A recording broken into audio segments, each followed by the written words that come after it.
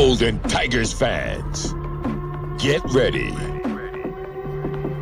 It's time for buckets, blocks, spills,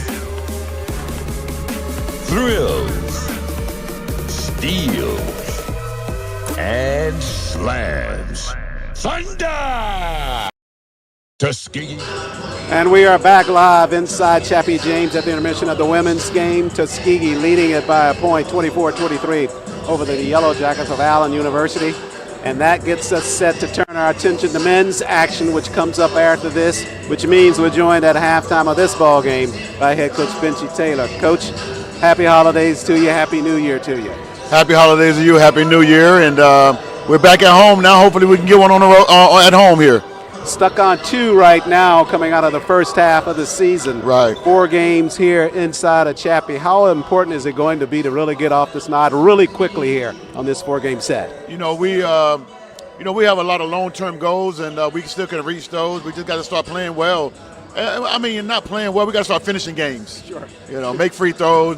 Do the simple things, and we're doing the hard part. We're in every game. We're playing hard. We're defending. Just got to do the little things. Yeah, we've seen it all season long. First in 2023, the team is there. Then there's just that 1 or 2 things that happen at the end that just kind of turn the flavor of the ball game. Right. What attention have you been giving it during the time that we had off since the ball game against Georgia Southwestern?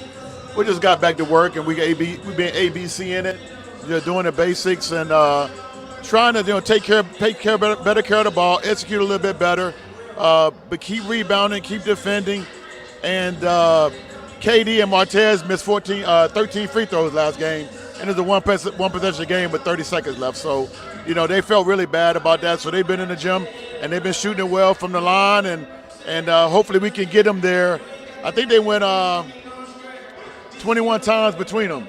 Can't ask for anything else on the road. They played a fabulous game.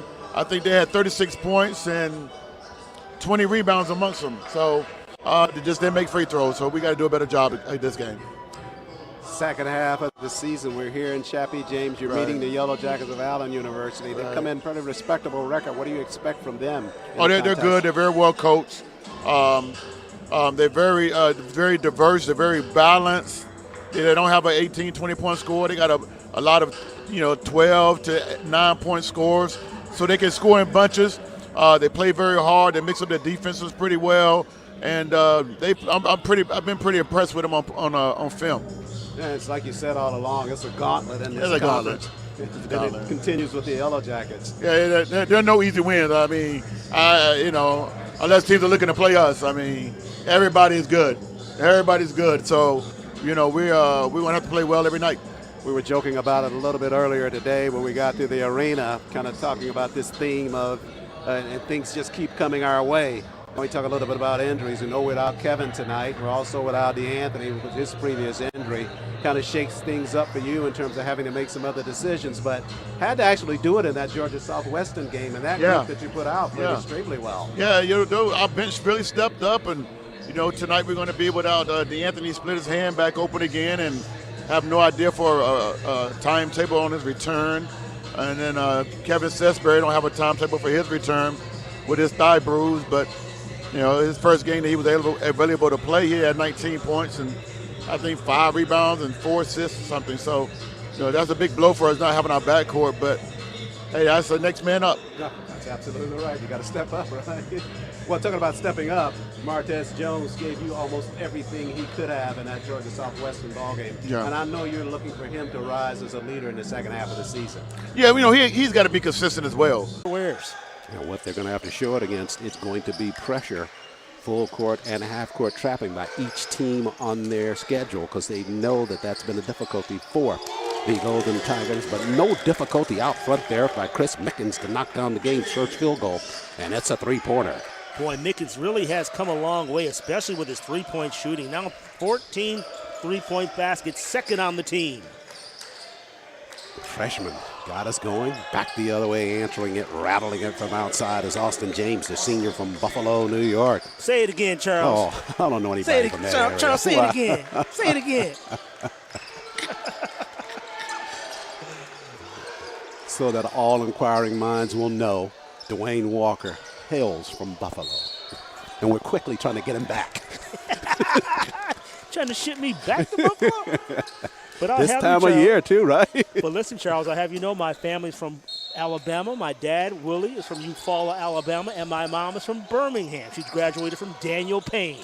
All right, well, you got some creds then. All right, Yes, we're sir. going to tell you. All right. Yes, sir. And Half Preco course. High School. Let me add that to it, too. Preco High School. We believe you. Foul was called on the inside there against Tavis Bridges for the Yellow Jackets. That's his first. And that'll send Chip Culpepper to the free throw line shooting for Tuskegee. Chip at 59%, 13 of 22 from the line. Ooh, Charles and Coach Benji Taylor on Culpepper's behind right off the gate because we talk about how important free throws are, and he wants them. And for as much time as they put into free throw shooting, since this has become a recurring problem, he anticipates better results. Got one there on the second of two by Culpepper to make it a 4-3 lead for Tuskegee. Charles, you know what our coach used to make us do?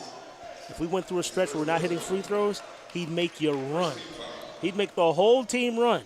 Sure. It's amazing how much more focus you get on that free throw line Sure. when the threat of conditioning is thrown in there, running some gassers. No doubt about it. And the pressure from your fellow players saying you're making us run also.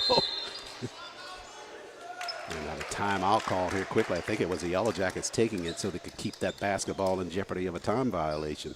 Yeah, So Charles, early- they had difficulty getting that basketball in, and Jonathan Pams, one of our referees, granted that 30-second timeout. And, Charles, if you haven't already, let's take a quick look at the referees for tonight's ball game. The very familiar Kevin Chambliss leading this crew this evening. Brian Evans, and you just referenced Jonathan Pams, the three that have the call here for our second of the double hitter from Tuskegee University. And Charles had an opportunity to talk to those guys before the game, Charles, and what they want freedom of movement of the players, and they're also going to allow shot blockers to be shot blockers in the lane. Oh, well, we just saw Draper get his first block of the ball game. And the players are roaming up and down the floor. 4-3, Tuskegee leads. Play set to resume. Out front with the basketball is Mark Ray Jr., the sophomore from Winston-Salem, North Carolina. Works it across the floor to Bridges. Now up top on the turn, it is Weathersby. 9 to shoot now for the Yellow Jackets. At the block, hard push there by James underneath, missed on the shot. Got his own rebound though, jumper left corner, missed it there. And a shot clock violation there against the Yellow Jackets. And no violation, it did hit the rim, but the basketball came clear to Tuskegee nonetheless. Taylor up top to Draper, Kasami hard push, Mickens again for three, same result. That young man is playing with such confidence right now, Charles, especially from distance. Second three-pointer of the game for him. Behind the arc, firing another jumper there is Austin James answering for the Yellow Jackets. It's a three-point contest between Mickens and James. Both have three-point baskets for their respective ball clubs. Tuskegee by a point on a turnover at the mid-stripe. Culpepper threw it away. Here comes James, 3-on-2. Dumps it right side down at the block. Nicely done. Easy conversion there by Tariq McAdoo for his first two of the ball game. Assist there to James. Charles, from Buffalo, they should say 2 for McAdoo. Oh, yeah, I like that. We don't want to say it too much tonight, but. No, hopefully not. Hopefully not. We won't. Mickens had that three-point effort partially deflected. Basketball over to the Yellow Jackets. Right side, James again arcs a three. Mickens missed on his end. Austin James missed on the Yellow Jacket end. So Taylor across the timeline now. Right side, Chip Culpepper. Jones squares with the screen. Culpepper again at the block, Martez. Watch the action here. Martez hard to the rack and a whistle. I love it. Jones drawing the foul, drawing the contact from that biggin. That's Tavis Bridges. Tavis, he's a tall cat as Jones will go to the line. Bridges, 6'9", Charles, out of Boonville, North Carolina. Went to Winston-Salem Christian. 220 pounds. But he's having to contend with Martez Jones. Martez only at 205, but he has got that linebacker build to him. Martez missed on that first free throw, though. Bridges quickly with his second personal, Dwayne. Oh, Charles, I see some depth here being invoked here by Benji Taylor. I'm seeing some new faces on the floor, including Bryce Cummings getting a rare opportunity to get into the lineup. Yeah, I mean, you weren't with us down at Georgia Southwestern in Americas. All of these players you're seeing that are coming in here now played a significant role in that ball game. And Charles, that's what you want because you're really gearing up towards the conference tournament, right? You're playing, jockeying for position. Sure, you're 2-10 overall, 1-5 at the conference, but at the end of the day, it's all about conference play as you're building up, as Coach Taylor's talked about that during the pregame. Half-court set for the Yellow Jackets. They are 7-4 on the campaign, 3-1 in SIAC play. And they have the basketball. Whistles looks like we're going back the other way. Ray took the shot, but something happened away from that basketball to give it over to Tuskegee. Charles, Julian Watson on the floor, Bryce Cummings, who's about to trigger the basketball on the floor, Chris Whitmore wearing number 10 tonight. We've got Evan Howell in the game, as well as Dylan Cambridge, a freshman, so I love it. They are set to inbound the basketball. They'll do it against an Allen press. 16 minutes left first half. Tuskegee trailing by a point. Whitmore over to Cummings, across the timeline Watson. He's doubled there, and they get him for the travel violation. They went right there to the sideline on that press, and that played right into the hands of the Yellow Jackets. They'll get the turnover. They'll have the basketball when we return. 15:52 left first half. Media timeout here. Tuskegee trailing at 8-7. More basketball ahead on the Golden Tiger Sports Network. I'm Reginald Ruffin, your Director of Athletics, and you are watching the Golden Tiger Sports Network.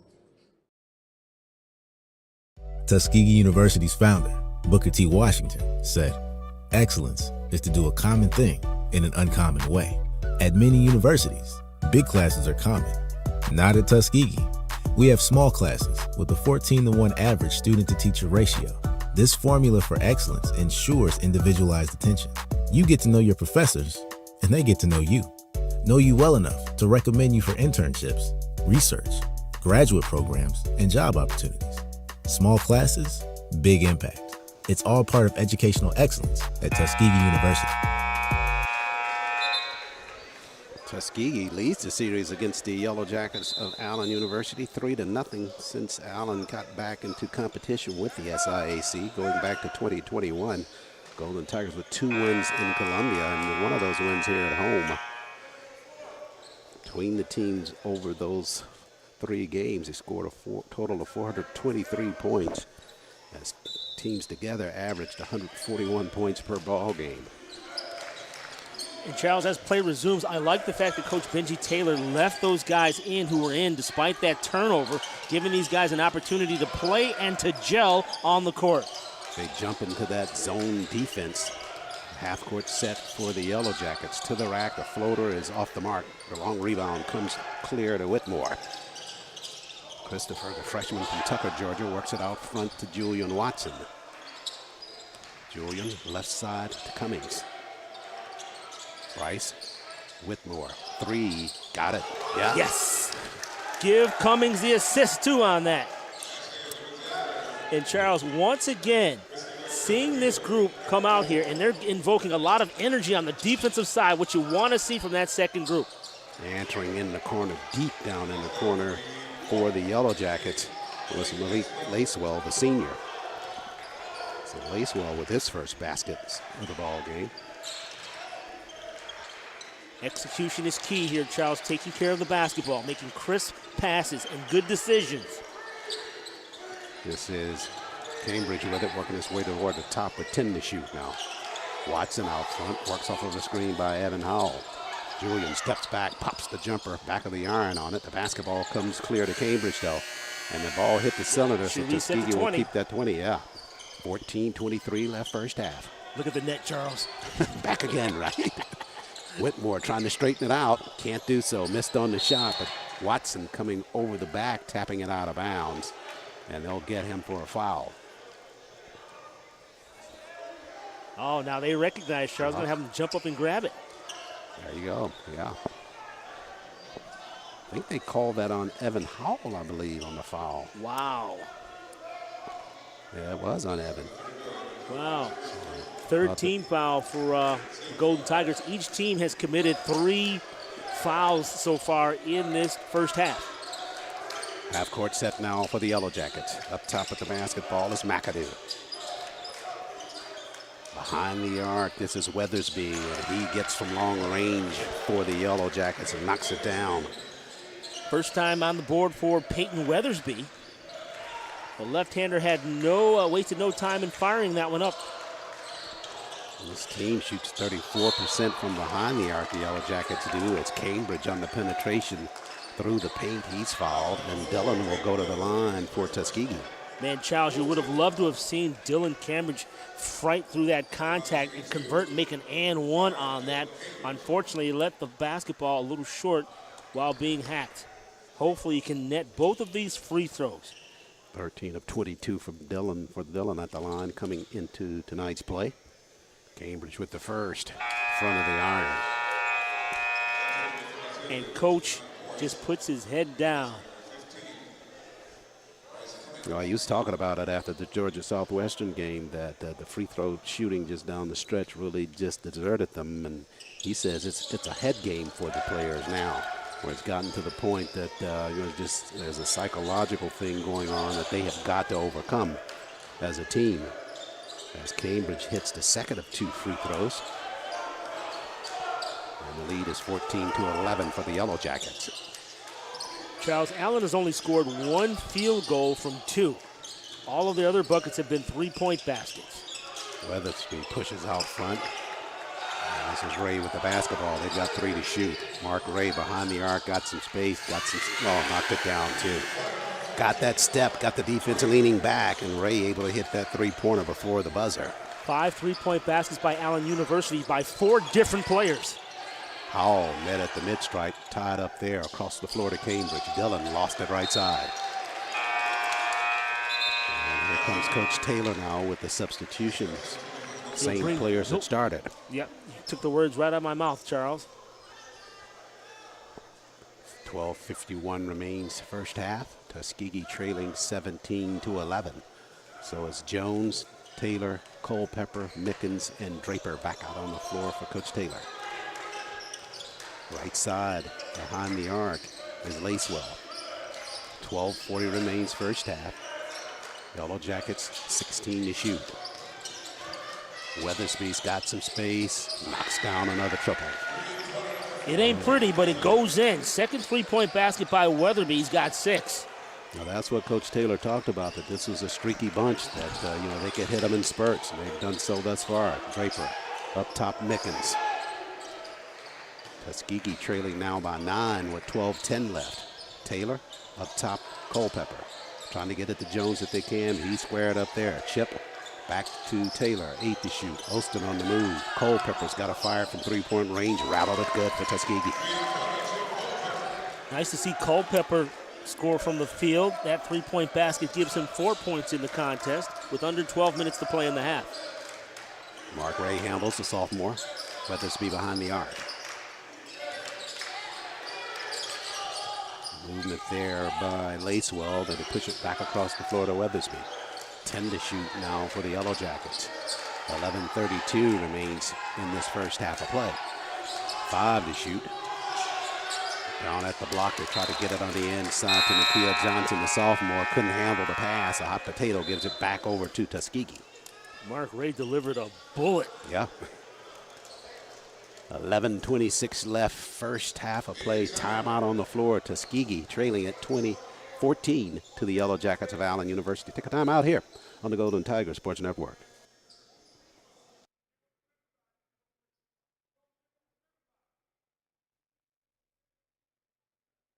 Since 1837, historically black colleges and universities have been fulfilling their purpose to educate and empower. Since 2009, the Home Depot's Retool Your School Campus Improvement Grant Program has also been powered by a purpose to update, upgrade, and uplift HBCU campuses. Today, 44 million votes, $4.1 million, and 147 grants later, we remain inspired by the people, the passion, and the power of HBCUs to continue our purpose. Learn more at retoolyourschools.com. 11:26 remains, first half of play. TNT Fireworks broadcast coverage of Tuskegee University basketball on the Golden Tiger Sports Network is brought to you by TNT Fireworks. TNT Fireworks, America's best-selling brand of and the largest distributor of consumer fireworks. Glad to have them amongst our roster sponsors of our coverage of Tuskegee basketball. I'm glad you could join us this evening. Spend some time with broadcast team of Charles Ward, Dwayne Walker. Tuskegee after the timeout, half-court set. Draper to the rack. The floater's off the mark. Culpepper had it, tapped it back into play. Basketball comes over to Austin James and a foul in the backcourt. They're going to get Austin Taylor on that personal foul, Charles, sticking his hand in there, impeding the progress of the Yellow Jackets. Fourth team foul of this first half. Yeah, Taylor's SS first. Half-court set now for the Yellow Jackets. Out on the floor for the Yellow Jackets, Dimitri Patterson, the junior from Fayetteville, North Carolina. At the block, turns left side, missed on the shot. Basketball comes clear to Mickens. Tuskegee back the other way.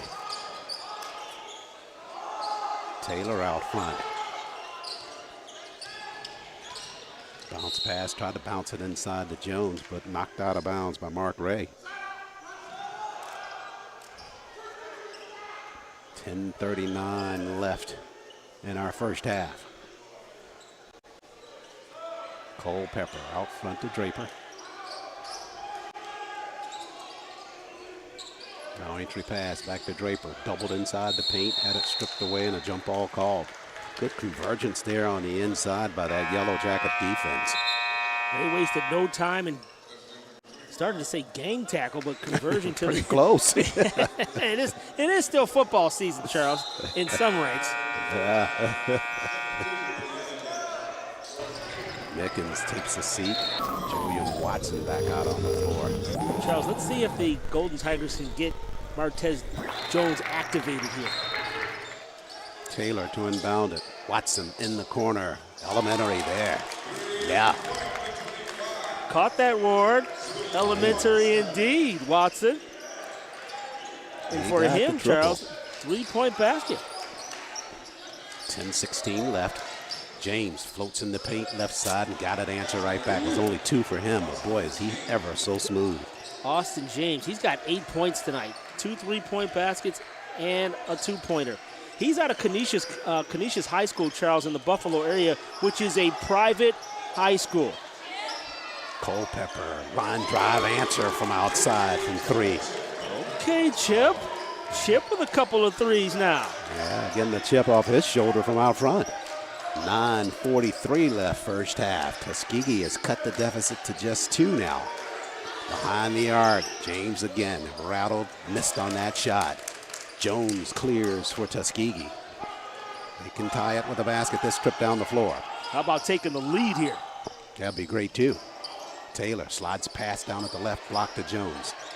Jones working his way inside on Patterson. Back to Culpepper. Culpepper with the jumper, rattled it and missed. But Draper with a rebound. Kasami to the rack, got the basket and the whistle. Yes, sir, Charles Ward. Draper finally coming alive with his first bucket of the first half. Yes, Charles. You willed that one, Walker. I could hear it in your voice over there. Charles, we need it, Charles. Listen. Kasami Draper, Charles, is the leading scorer on this ball club with 14 points, and that's his first 2 of the game with the score tied at 22-22. We need him to get going. Point blank. Draper can't get going from the free throw line. Missed there, but we're tied at 22. Out front with the basketball now is Talton Jones, the junior from Fayetteville, North Carolina. He's just out on the floor for Coach Walker. Pushes across the floor, three-point shot from way outside, and that one's off the mark. That was Jordan Edmond taking the three-pointer there for the Yellow Jackets. Tuskegee with a basket and claim the lead. Taylor, right side, floats it down at the block to Jones. Jones works his way in on Patterson, back out front to Watson. Now to Draper left. I like it. I like it. He's going to go to work. There he is, doubled there. Kutsami still with the basketball.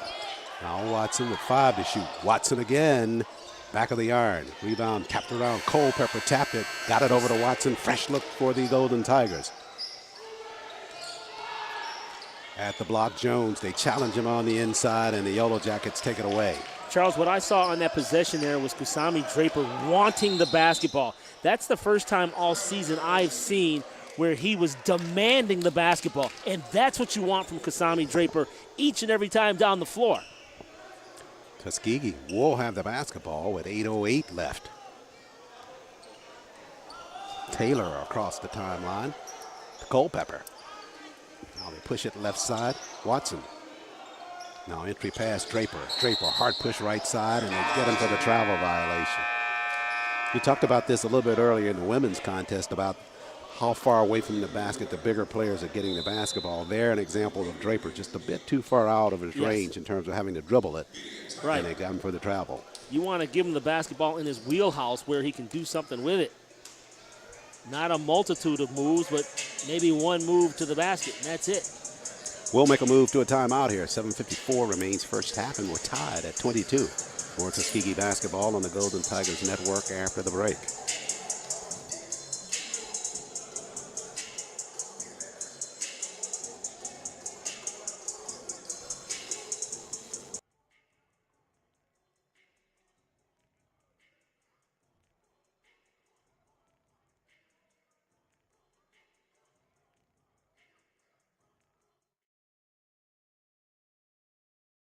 From us at the Tuskegee University Bookstore, thank you for watching the Golden Tiger Sports Network.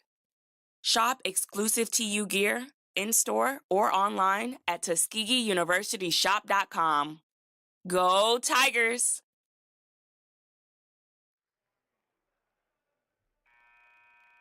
Utilities Board of Tuskegee is a proud sponsor of Golden Tigers basketball on the Golden Tigers Sports Network. UBT puts the power in your hands to enjoy the things that matter most. Utilities Board of Tuskegee. Purpose, progress, people. And we are back to live action here. Yellow Jacks will have it in the backcourt.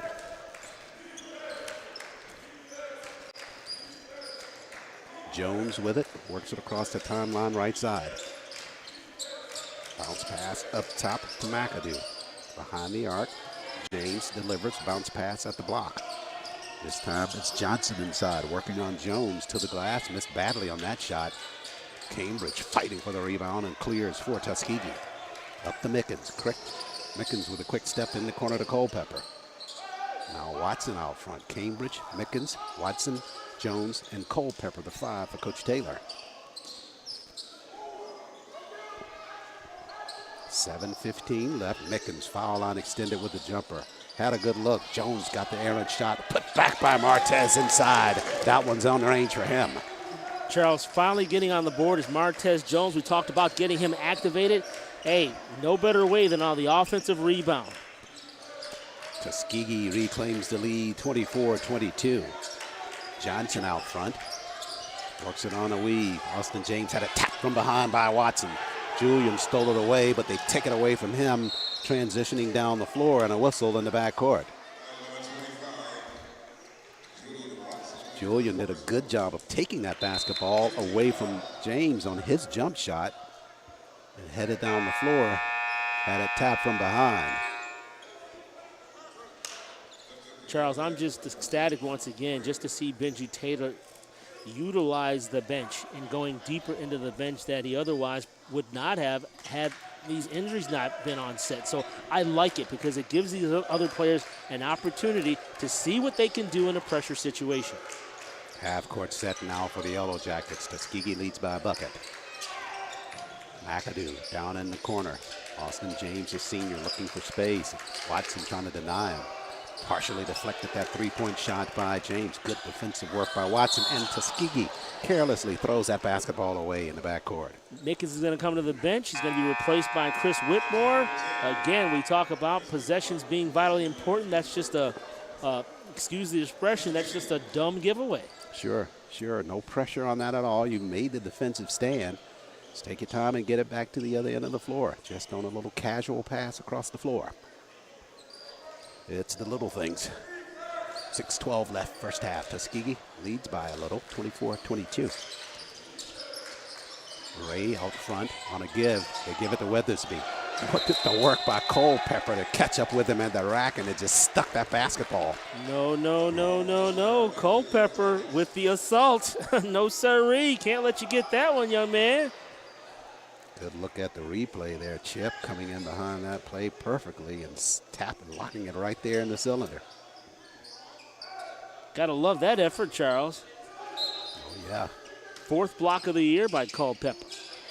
Entry pass, quick jumper in the corner, shot off the mark. Jones goes to the surface, and they'll get him for the travel violation. Wow.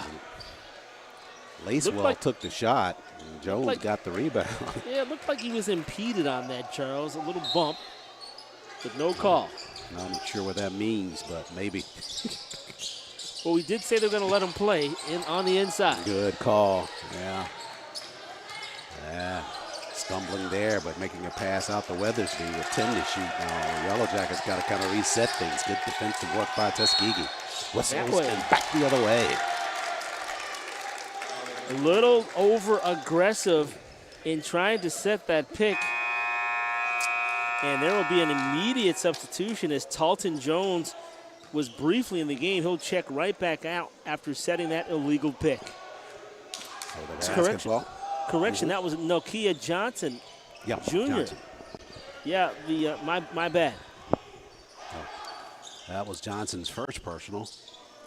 Tuskegee half-court set, leading by 2. Whitmore pushes Watson. Trying to get it to Jones if they can. Culpepper down in the corner.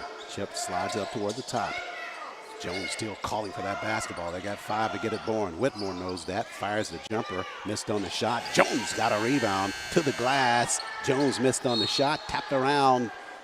Yellow Jackets touch it last. It'll stay with Tuskegee. Love the effort and the tenacity displayed by Montez Jones. Once again, in talking to the officials, they're going to let the bigs play, which I love. Watson to inbound.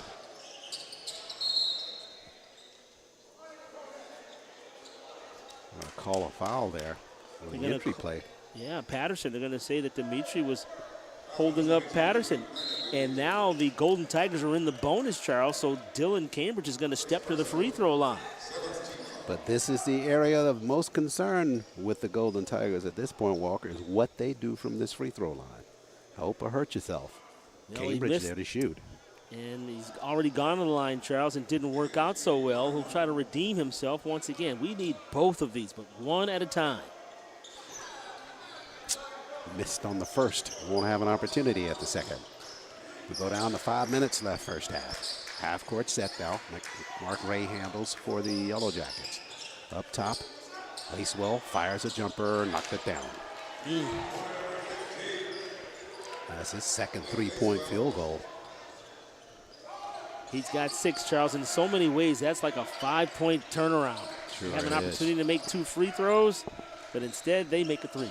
Excellent call on that. That's just how it swings when you don't do what you need to do from the free throw line. At the block, Cambridge to the rack, missed on the shot, fought for the rebound right side. He missed on the putback, though. Missed on that crep shot down right side. Charles, he should have went academic and went off the backboard. Like that. Sure. That was McAdoo going to the glass right side, and he got the lay in.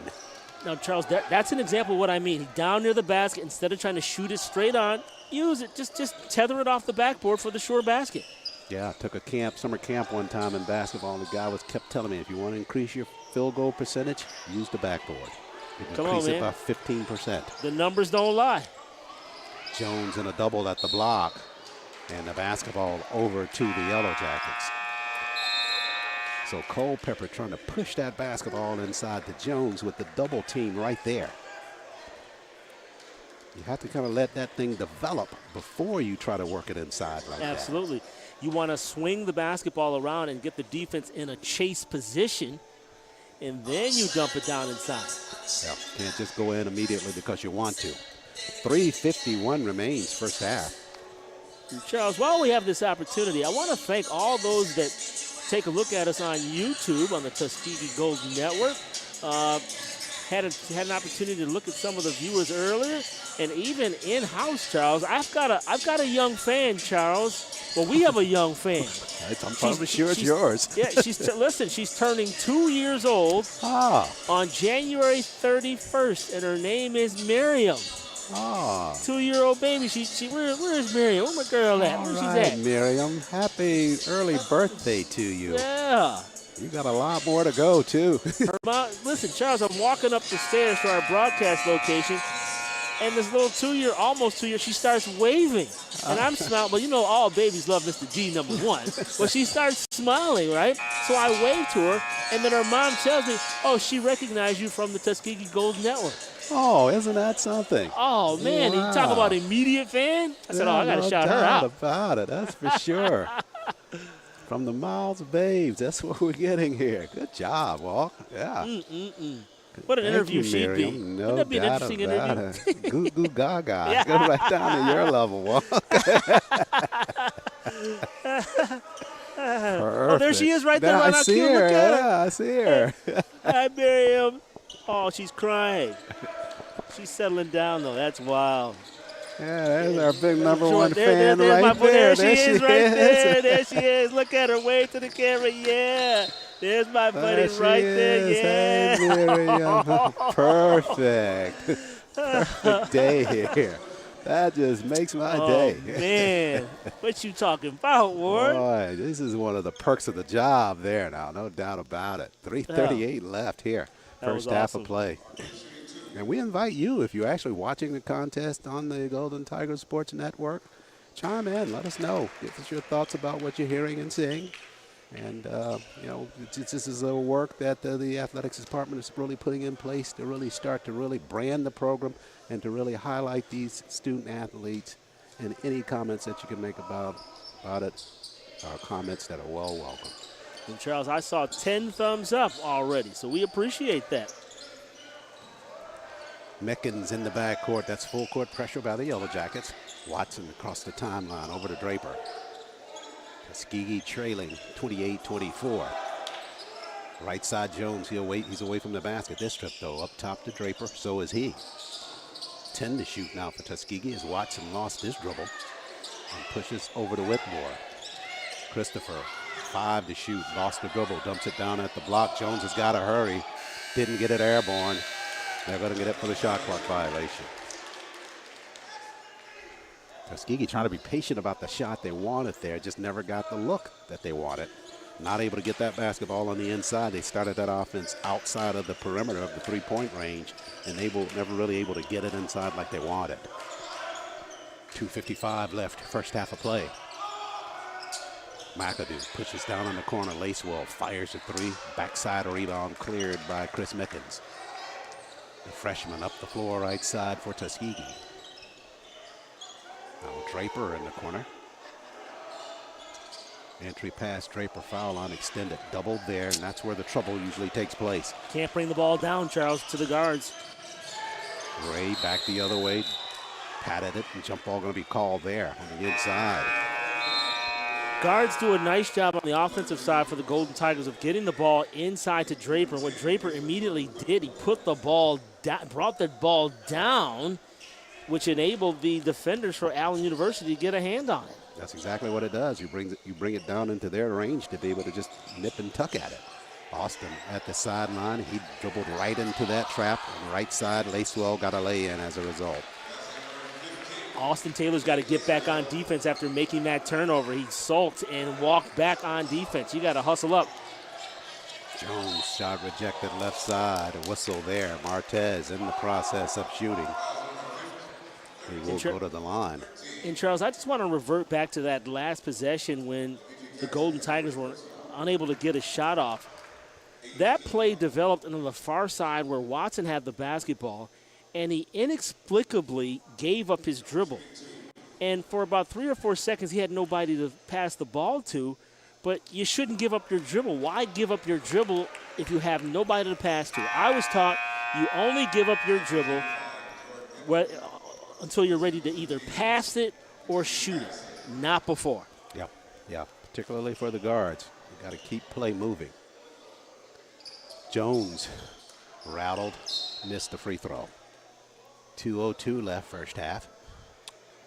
And Charles, this is painful to watch from the standpoint that you know how much better this squad could be if they converted their free throws.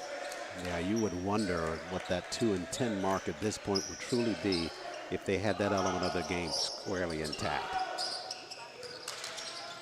Down in the corner, jumper fired there. That shot's off the mark by Edmond, but a rebound backside putback is off the mark. Draper finally clears for Tuskegee. Outlet pass to Watson. Now Mickens handles across the timeline. We're at 1:32 left, first half of play. There you go, keep your dribble, there you go. Watson, left side, now lost it. Now over to Taylor. Taylor up top to Mickens, 10 to shoot now for Tuskegee. Chris looking for a screen, he'll work it left side. Lost this dribble, over to Draper, 5 to shoot. Kasami hard to the rack, shot rejected on the inside on a foul called at the block. Boy, I got to tell you, Charles, the Yellow Jackets are playing tough defense as the shot clock ran down, and the Golden Tigers are fortunate that a foul was called there. Yeah, Edmond on the defense, clearly a foul there on Kasami. But until Tuskegee starts to hit these free throws, it really plays into the hands of the Yellow Jackets. Draper got that one to fall. Hallelujah. Only takes one to get things started. See if that's the one. Third made free throw of this half by the Golden Tigers. Draper missed on the second. Rebound Mickens. Got to put back. Chris is fouled. He'll go to the line. And Charles, again, I'm going to reiterate, this officiating crew has said they're going to let the bigs play. So if you want to be aggressive, you can. No one's in foul trouble at this point, so you should really be going after each basketball aggressively in nature with a lot of fervor. Mickens good on that first free throw for Tuskegee. Julian Watson departs. Mickens has 7 points, Charles, looking for point number 8. He's a true freshman. Got them both from the line.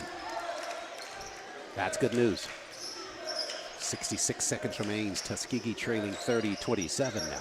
Half court set for the Yellow Jackets. Jones bumping and grinding, gives it across the floor. Now Weathersby handles behind the arc. On the turn, Lacewell guarded by Culpepper. Up top on the move, Edmonds in traffic, and they're going to call a blocking foul on Culpepper down at the block. I give credit to Culpepper for trying to get in there and draw that foul.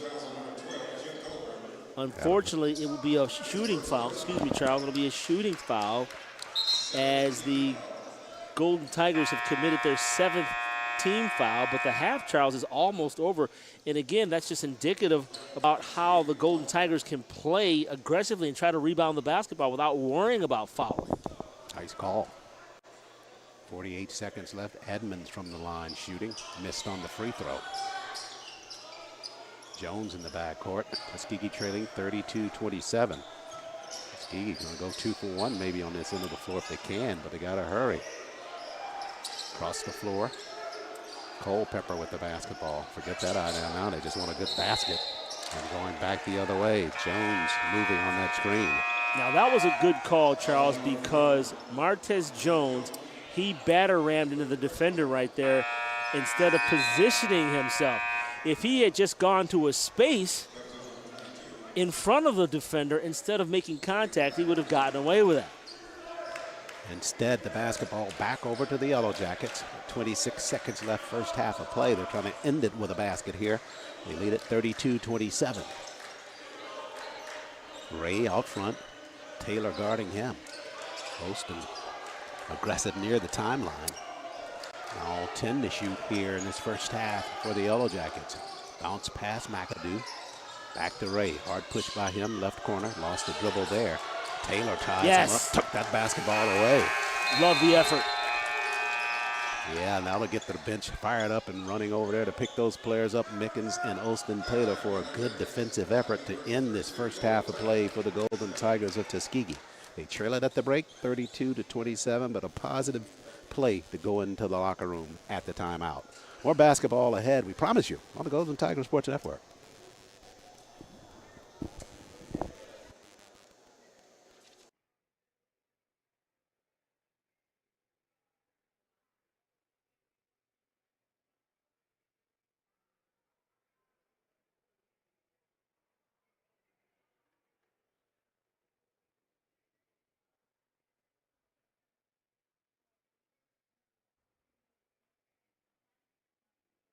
Tuskegee University's founder, Booker T. Washington, said, "Excellence is to do a common thing in an uncommon way." At many universities, big classes are common. Not at Tuskegee. We have small classes with a 14-to-1 average student-to-teacher ratio. This formula for excellence ensures individualized attention. You get to know your professors, and they get to know you. Know you well enough to recommend you for internships, research, graduate programs, and job opportunities. Small classes, big impact. It's all part of educational excellence at Tuskegee University.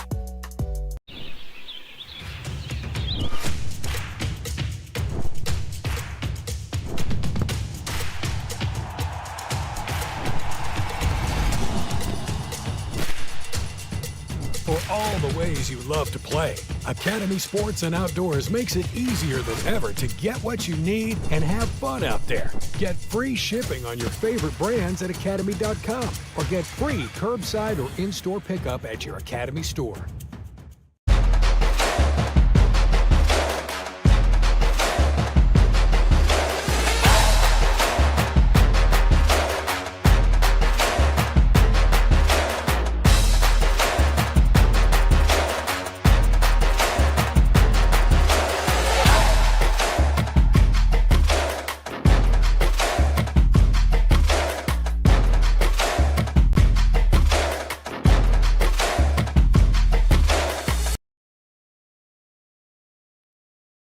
Hey Tuskegee fans!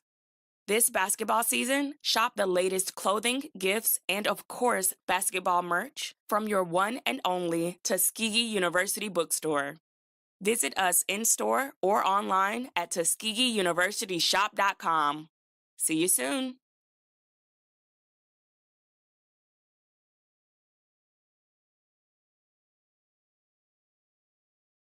Tuskegee University's founder, Booker T. Washington, said, "Excellence is to do a common thing in an uncommon way." At many universities, big classes are common. Not at Tuskegee. We have small classes with a 14-to-1 average student-to-teacher ratio. This formula for excellence ensures individualized attention. You get to know your professors, and they get to know you. Know you well enough to recommend you for internships, research, graduate programs, and job opportunities. Small classes, big impact. It's all part of educational excellence at Tuskegee University.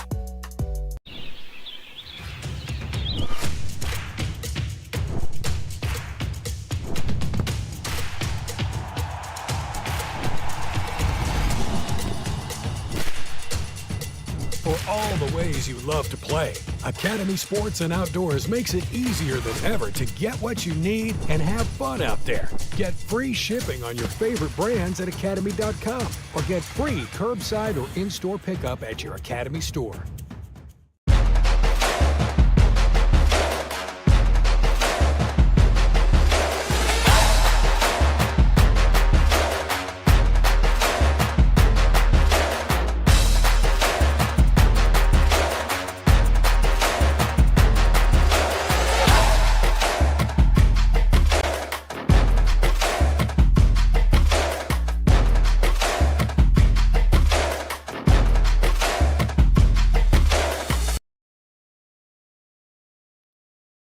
Hey Tuskegee fans!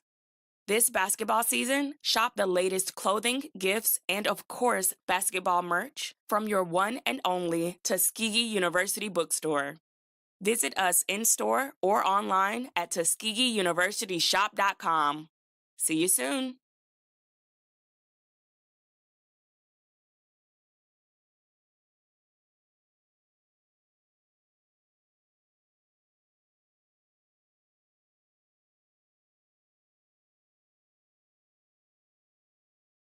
Tuskegee University's founder, Booker T. Washington, said, "Excellence is to do a common thing in an uncommon way." At many universities, big classes are common. Not at Tuskegee. We have small classes with a 14-to-1 average student-to-teacher ratio. This formula for excellence ensures individualized attention. You get to know your professors, and they get to know you well enough to recommend you for internships, research, graduate programs, and job opportunities.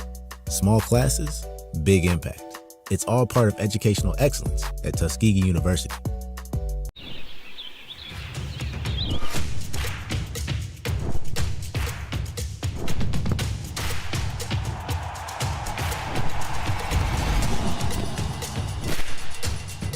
For all the ways you love to play, Academy Sports and Outdoors makes it easier than ever to get what you need and have fun out there. Get free shipping on your favorite brands at academy.com or get free curbside or in-store pickup at your Academy store.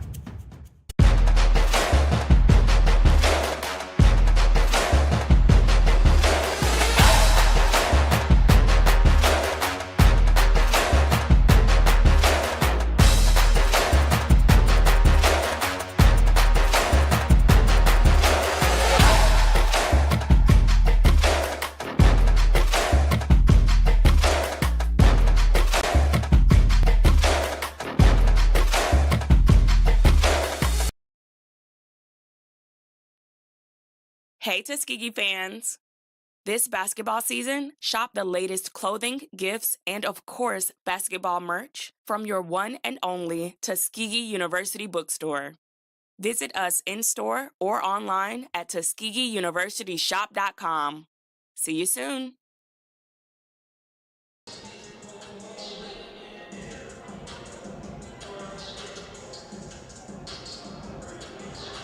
And we're back live here inside Daniel Chappie Arena on the campus of Tuskegee University at the intermission of the men's game. It's the Golden Tigers trailing the Yellow Jackets of Allen University 32-27. But we have a chance now at the break to talk to the head coach of the Golden Tigers women's team, Giante Wester. Coach, after a 63-56 win over the Yellow Jackets of Allen University, your thoughts after the win? I mean, a win is a win. I'm glad that we got the win and we was able to pull it out. You talked about this team coming into it, meaning the Yellow Jackets, that they were a very scrappy team, and they showed a lot of that in that ball game, but somehow you were able to kind of take advantage of some situations on the floor to really turn it to the advantage of the Golden Tigers. Yes, we were able to just run our sets, be disciplined in running our offense, and I think patience with the ball and moving the ball got us some clean open shots down the stretch. And we talked about this when we talked to you earlier, that this is the start of the 4-game homestand for the Golden Tigers of Tuskegee. How important was this first win tonight?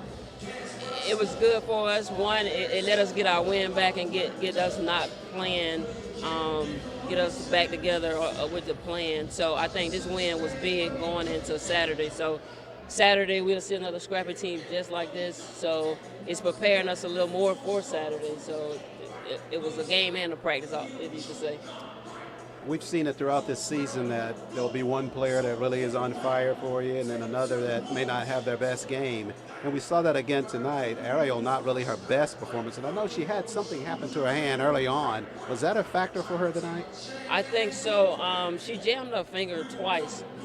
So it was a little swollen, just a little bit. But that's why we kind of took out the ball a little bit. But we had Brittany and Samaya to both step up and play big minutes and score the basket down the stretch. Yeah, big is really an understatement for what Brittany did in this ball game. Started out hitting her first 4 3-pointers in the contest and just really kind of continue that theme throughout the night. When you see that from her going into the ball game, do you try to contain that at all, or you just let that flow?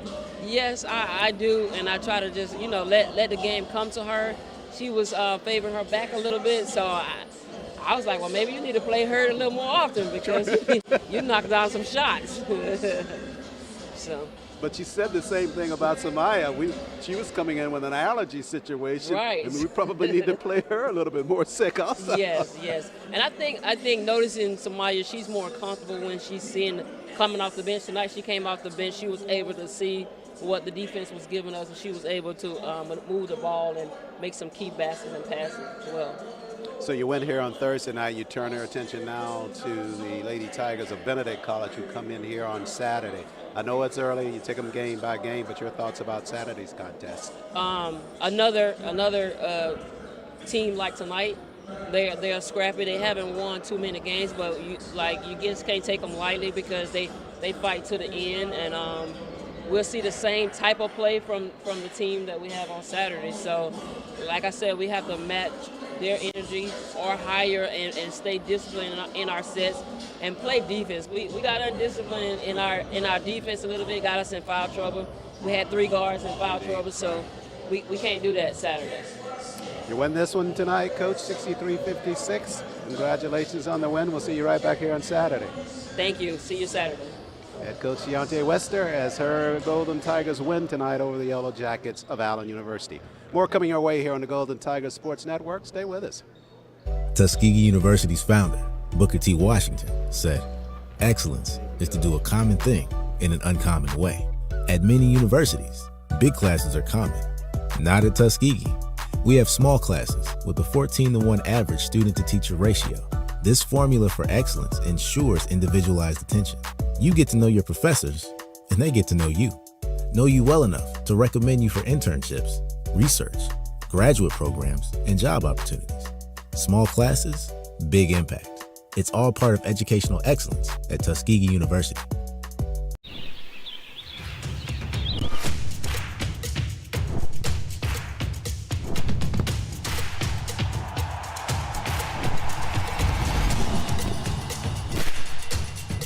For all the ways you love to play, Academy Sports and Outdoors makes it easier than ever to get what you need and have fun out there. Get free shipping on your favorite brands at academy.com or get free curbside or in-store pickup at your Academy store.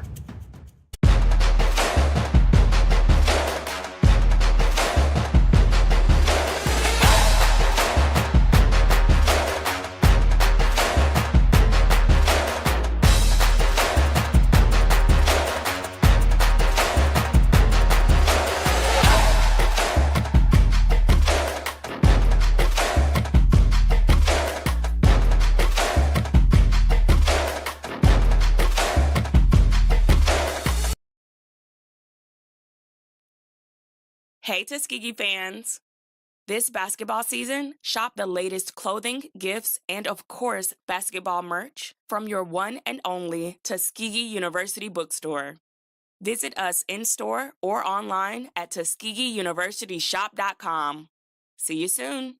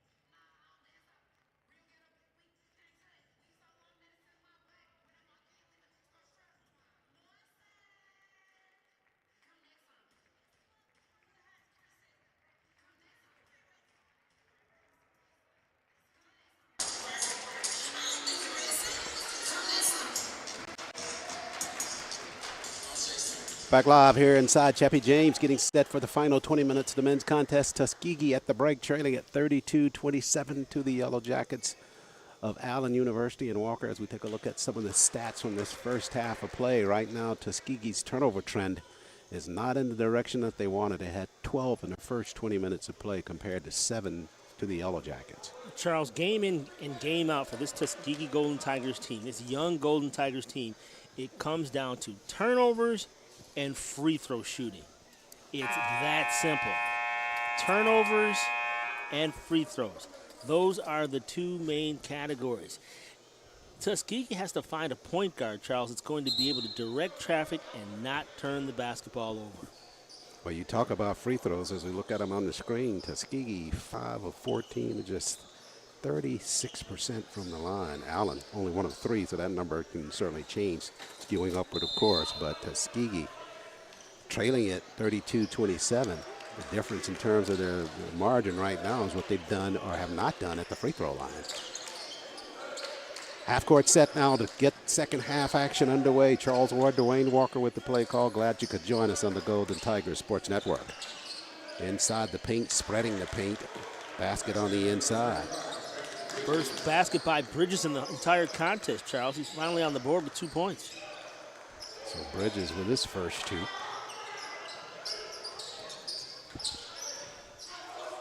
And Tuskegee with the basketball, half court set.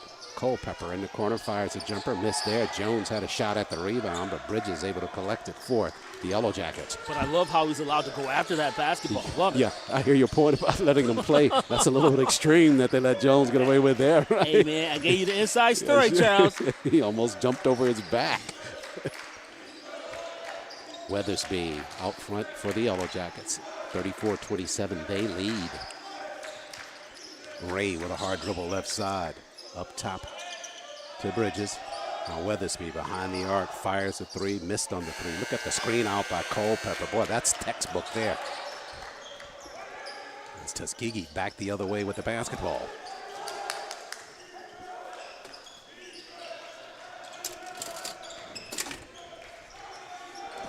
Jones, or Taylor that is, over to Mickens. Mickens fires a 3 off balance, missed on the shot. Draper tried to tip back in. Behind again.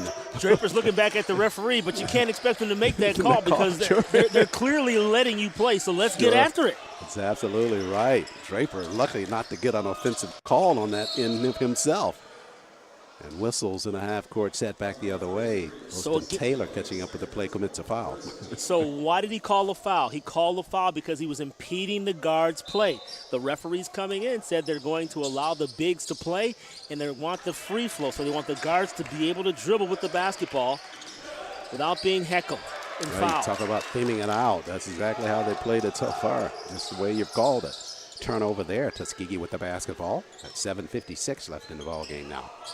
Looking for the first points of the second half. Taylor over to Draper, but Kasami is way away from the basket.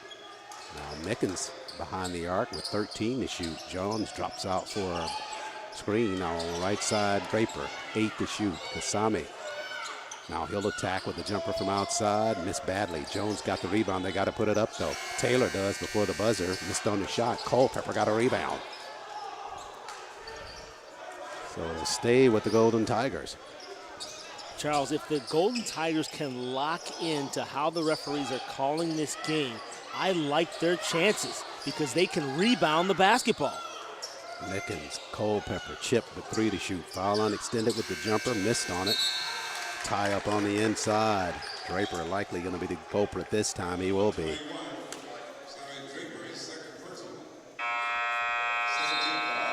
And Charles, that's only the second personal on Draper and just the second team foul. Only 9 fouls overall on the Golden Tigers today, so no one's really in foul trouble except for that second personal on Draper. Going back the other way, 34-27. Yellow Jackets of Allen University leading it. They have the basketball. Half-court set for them. This is Lacewell handling it. Christopher Whitmore out on the floor, chasing him around the floor. Now up top, Weathersby. Slides down in the left block, slips on the surface, throw it right over to Austin Taylor. Taylor up the floor for Tuskegee. No numbers for the Golden Tigers. Mickens, hard push left side, slides through the paint, and had it ripped away on the inside. Ray Weathersby missed on the shot. For the rebound, McAdoo. Head fake on Jones, left side of the rack, and he got it to fall. Wow. Nifty move there by Talton Jones. Correction, that's McAdoo, number 22. Yeah, McAdoo can do. Got that one. Good hard work. 6 points for him. Whitmore, 3, missed on the shot, and basketball run down by Ray, backside of the rebound on the cylinder. Weathersby trying to run it down, cannot do so. Basketball over to the Golden Tigers. 15:55 remains here inside the Chappie James Arena. 36-27, Allen University leads. Take a break here on the Golden Tiger Sports Network.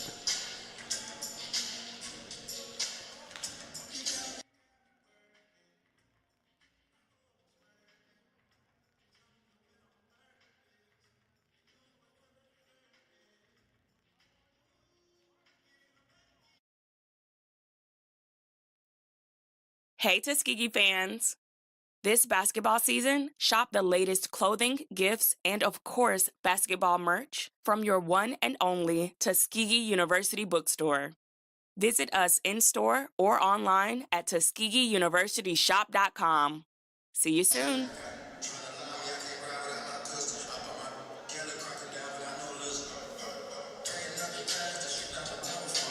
Here you can look inside of the Allen University huddle. Head coach Sean Walker giving up some points of emphasis to his squad, while on the other side, Benji Taylor obviously stressing with his ball club. He wants execution here in the second half of play, Charles, with only 16 minutes to go.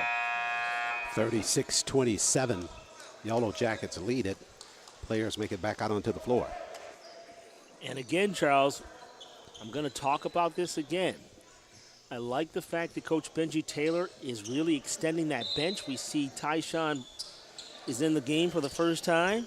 Tyshawn Boyce, the freshman, out of W.D. Mohammed in Atlanta, Georgia. Full court pressure by the Yellow Jackets. Golden Tigers break it. Now Taylor up top. Offense with 15 seconds to shoot. On the weave, Whitmore over to Mickens. Now 10 to shoot. Boyce at the block right side. Head fake. Should have been aggressive on that second part of the move. Did not do so. Left side is Evans. And Howell not able to get it up before the shot clock. The shot was for Boyce right there at the block. Now, hopefully Coach Taylor will give Boyce some grace on that. He wanted him to shoot the basketball, but the freshman, not wanting to make a mistake, gave up that basketball instead of being confident and attacking the basket to try to get a shot off. Had a little bit of space. All he had to do was just be aggressive headed to the rack. Lacewell aggressive on his three-point shot. Missed on it, though. And the rebound saved by Boyce at the block. Now, Charles, this time around, he will take the basket. He will take it once if he gets the basketball down in deep. We're inside of 15 minutes remaining. They tried to get it to him on the left side of the floor, but it's kicked on the defense. Jones kicked it. It'll stay with Tuskegee. Mickens, the freshman from Clemens, North Carolina, inbounds the basketball to the redshirt sophomore, Austin Taylor. Boyce sets the screen out front. Taylor across the floor to Whitmore. 7 to shoot now for Tuskegee. Boyce with 4, got it airborne, banked it home from out front. Told you, Charles, next time he touched the basketball, he was going to shoot, although pressed into that situation because of the shot clock winding down, but still, he got the green light from his coach to shoot it. Nicely done by the freshman from Long Island. Left corner, McAdoo, air ball trying to answer. Rebound, Austin Taylor. Taylor wants to run. Quick step by Austin. Now he'll pull back. Got Boyce on a one-on-one there if they can get it to him again. He was hooing for the basketball, Charles. They work off of a screen. Whitmore fires from out front. Missed on the shot. Nothing but blue jerseys around to corral that basketball. Lacewell quickly back the other way. Attacks. And a blocking foul way up under the cylinder. A little too deep in there, Charles, to collect that offensive foul. Evan Howell guilty of the foul inside their walk.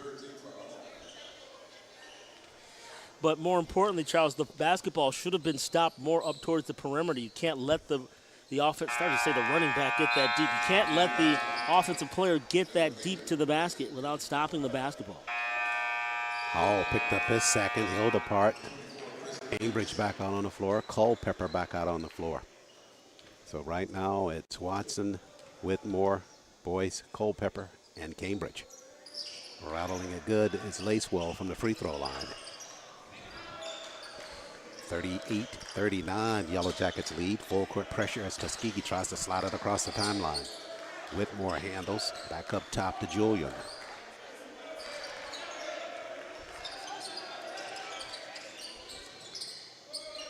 On the turn up top, it's Culpepper. Whistles out front.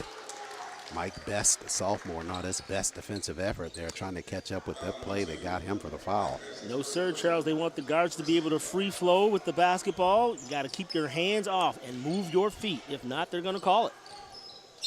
Culpepper inbounds it. Up to Draper.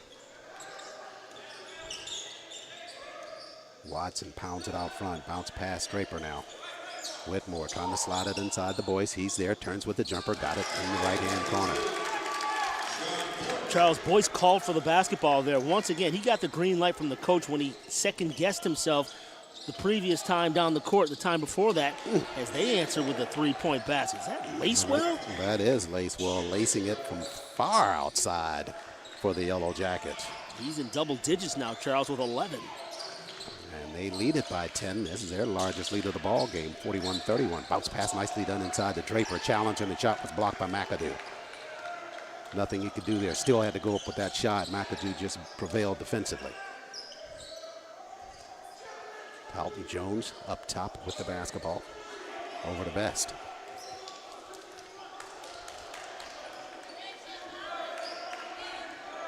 .12:34 remaining in the ball game. And we go back the other way. I think they call that foul on Best, who picks up his second personal.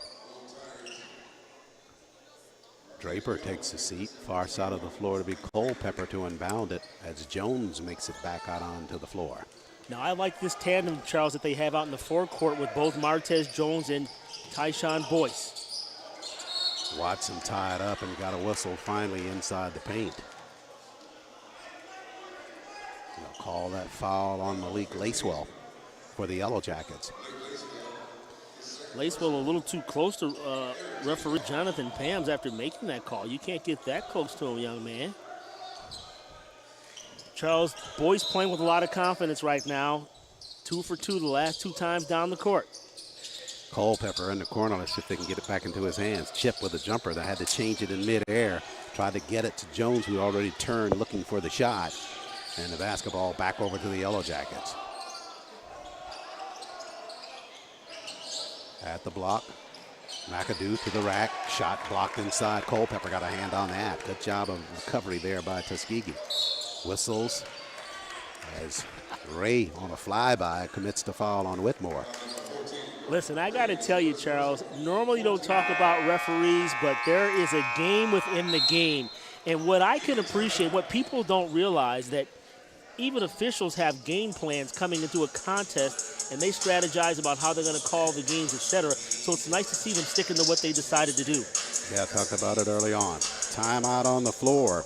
Booster Digital Displays is a proud sponsor of Tuskegee University basketball on the Golden Tiger Sports Network.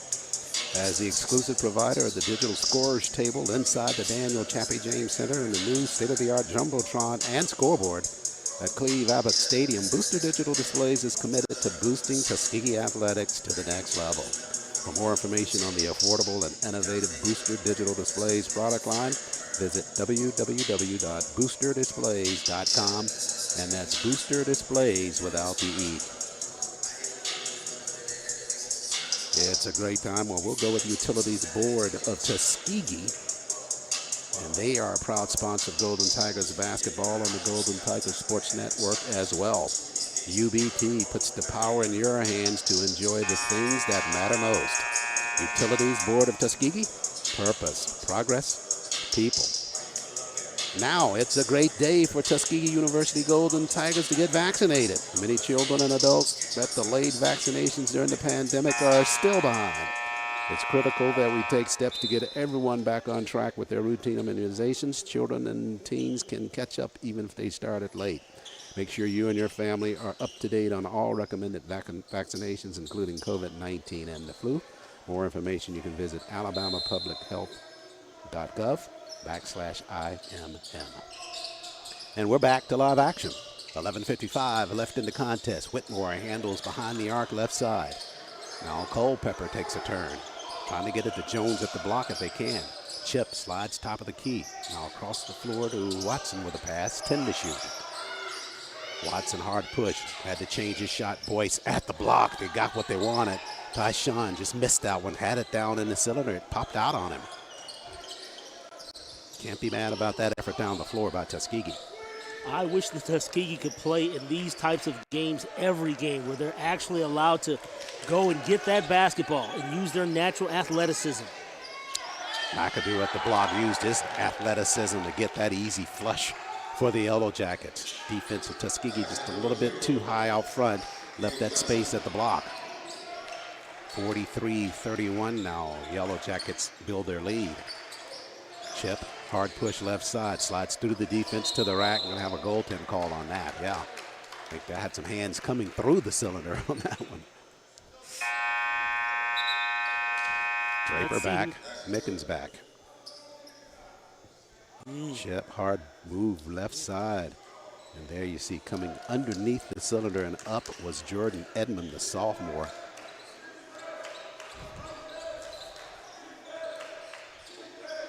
So make it 43-33 now. Tuskegee trailing by 10. Got to get something going defensively to cut into this deficit. Jumping back with a jumper, squaring up on that one was Jones. He's off the mark. Good defensive effort. Tuskegee can cut into the lead here, get it down to a single digit. There we go. Careless pass by Tuskegee. Back the other way. Easy basket by the Yellow Jackets. How many times have we seen that happen, Walker, where they're just on an easy play, unassuming pass. And this one just thrown right there in the middle of the surface, nobody there. Leaves you speechless, I know. Again, Julian Watson representing the point position right now, so he's got to be the one that takes command and responsibility for each and every possession. Under 10 minutes remaining. Hard push by Whitmore to the glass. Oh, was that nicely done by the lefty? Aggressive move by Whitmore, Charles. He's got 5 points tonight. Hard push right side. Leans back with the left hand with the glass for the jumper. Whistles. Jones going to be guilty of the foul there. Trying to catch up with McAdoo in the left corner. Weathersby out on the floor for the Yellow Jackets. Looks like he's going to take McAdoo's place in the lineup. Or correction, he'll take Dalton Jones' spot in the lineup. Charles, just the second foul on Martez Jones, so he's still good. Can still play aggressively. Lacewell trying to be good from outside. Missed on the shot, but he was fouled. And it was a three-point attempt, I believe. We'll see. They'll call it on Mickens. And looks like he was just shooting two there, Walker, in the corner. So Lacewell will go to the line for a pair of free throws. Charles, we have a sub getting ready to come into the contest. One of the young men that I'm high on, Bryce Cummings. He's a walk-on, but love when a guy gets an opportunity to show what he can do. I want to see if he'll slide over into that point guard position and really handle the basketball. Because right now, Charles, they need a leader, a floor general, that can control the offense and take care of the basketball. Cummings, the sophomore from Tallahassee, on the floor. Lacewell at the line, the senior from Brooklyn. Got them both. They jump into full court pressure. Watson, Cummings, up the floor, Whitmore. 9:28 left. Right side.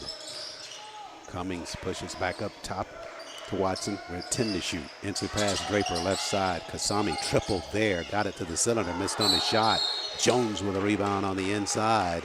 Missed on the putback, but he'll go to the line.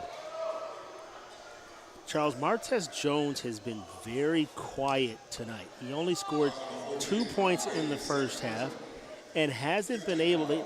The guards for Tuskegee have not been able to get him the basketball along the low post to do what he does best. Jones coming off of that double-double against the Hurricanes of Georgia Southwestern, where he had 24 points and 14 rebounds. That was his 4th double-double of the year, but been stifled here this evening by the Yellow Jackets. And 1 of 4. And 1 of 4 from the line tonight, Charles. 9:05 remaining. Weathersby 3-on-1, slide pass left side, McAdoo. Good recovery by Watson at the block, but a foul. Got him down low, Charles, on the push. If he had jumped up without the contact, the referee's going to let him block that ball. Good call, and so far down on that penetration was McAdoo that if you're right, if Watson just goes straight up, no chance for McAdoo to make that under the cylinder that deep. But it's a foul instead. McAdoo's at the line to shoot, and he hits that first free throw. McAdoo at 73% shooting from the line.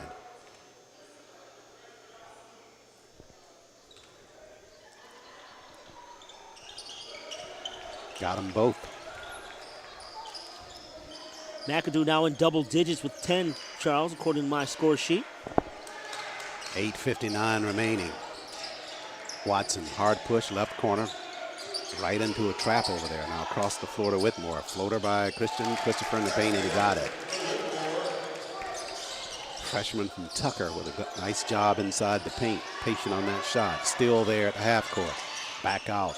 This is Watson. Missed on the shot, but there's Cummings with a rebound. Bryce underneath. Yes, got the lay-in and the whistle. Yes, sir, Charles. That's your guy. Cummings, that's my guy. Rewarded for a good effort. As you take a look at the replay, underneath the defense, Cummings comes alive. Gotta have this, Charles. He's only 2 of 7 from the free throw line this year, but this is one we gotta have. 8:32 remaining. This is the point where the Golden Tigers have got to make a surge. Cummings missed on the free throw. Basketball over to the Yellow Jackets. Down by 9. They've cut that lead to the single digits. Basketball stolen in the front court. Whitmore down at the block. Jones. Yeah! Jones there! No doubt about that one. As my boy Mark Denham would say, thunder! Thunder! That's point number 5. The Tuskegee Golden Tigers come alive. Thank you very much, Martez Jones. 8:17 remains. Tuskegee cuts into that deficit. 49-42. We'll take a break. Jones at the line when we come back.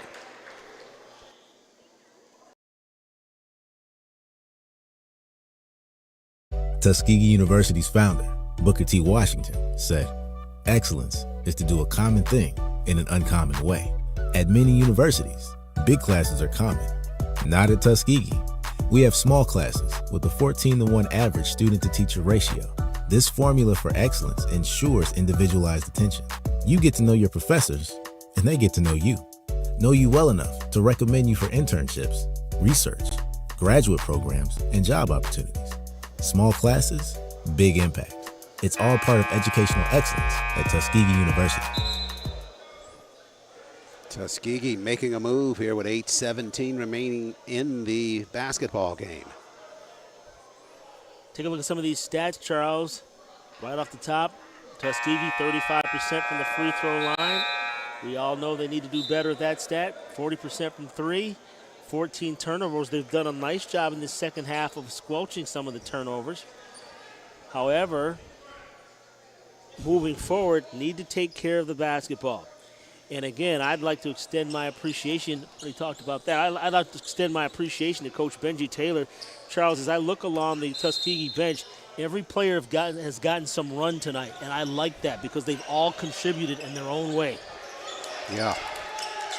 Started with the Georgia Southwestern game, and it's continued here tonight. It's a full-throated team effort. Weathersby inside the paint, pushes back out front now. Over to Ray. Now he's behind the arc right side. On a penetration, Weathersby off balance, back down at the block to McAdoo. Over Jones underneath, missed on the shot. Jones gives chase, and it will stay with the Yellow Jackets. We're down to 7:49 remaining. Like the flow of the game, Charles. I think the flow of the game right now is wow. Try saying that 5 times real fast. To Tuskegee's advantage, despite being down by 7. 7:49. We come to a media timeout here inside the Chappie. James will step out as well. 49-42, Tuskegee trailing, but they are hot on the heels of the Yellow Jackets.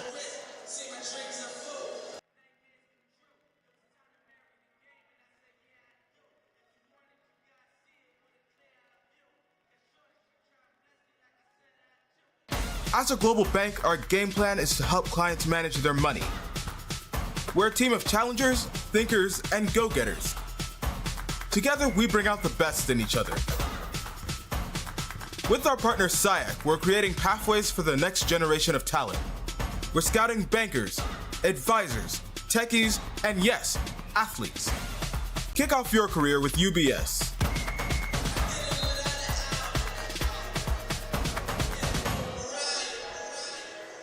You like what you're seeing here tonight from the Daniel Chappie James Arena? We got more of it coming your way on the Golden Tiger Sports Network. We're back here on Saturday for doubleheader action when the Golden Tigers will host the Tigers of Benedict College. And that'll be an interesting afternoon of basketball starting at 1 o'clock. And we'll begin with our pregame show.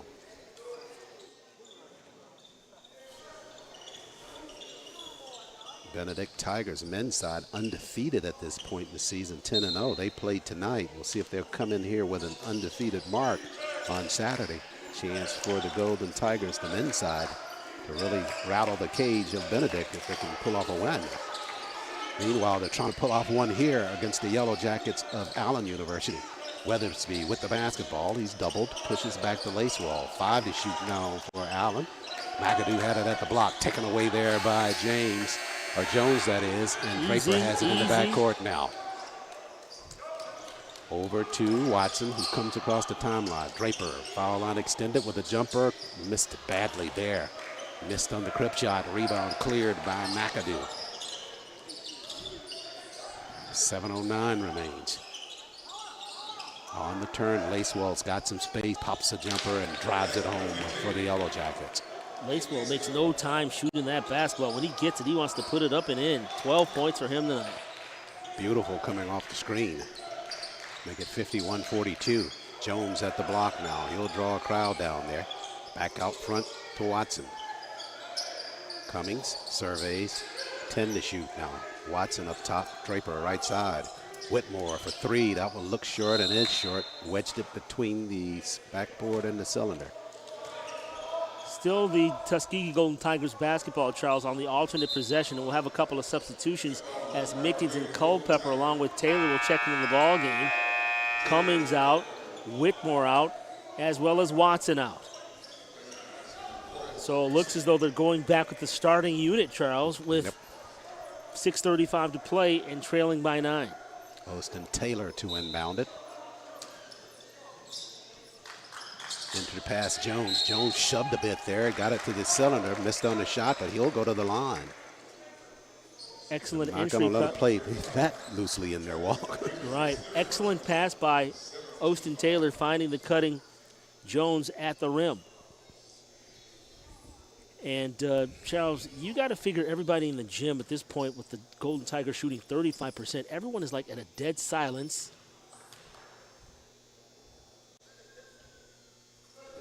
And he makes. Yeah, that'll break the crowd up. Got that first one. All right, so let's try it again. Charles, see if we can go 2 for 2. If we can get the crowd's cooperation. Silence, please.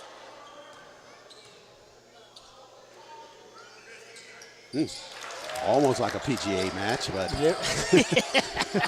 There it is, Charles. That's the answer right there. Sure. Yes, everybody just go dead silent, right? Dead silent. There you go. Weathersby out front, over the Ray. Now Lacewell.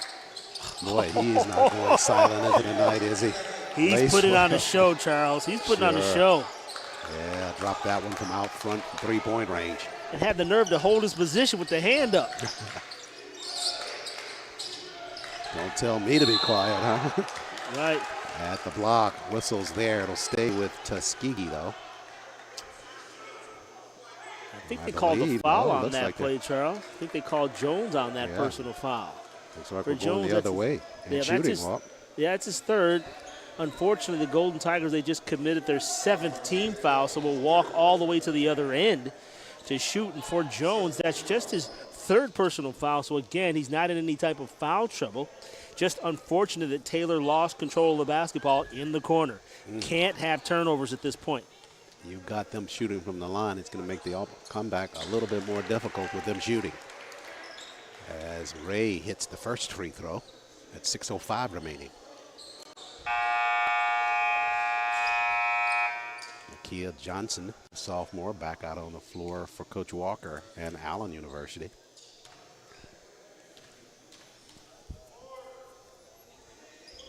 And Ray strokes them both from the line.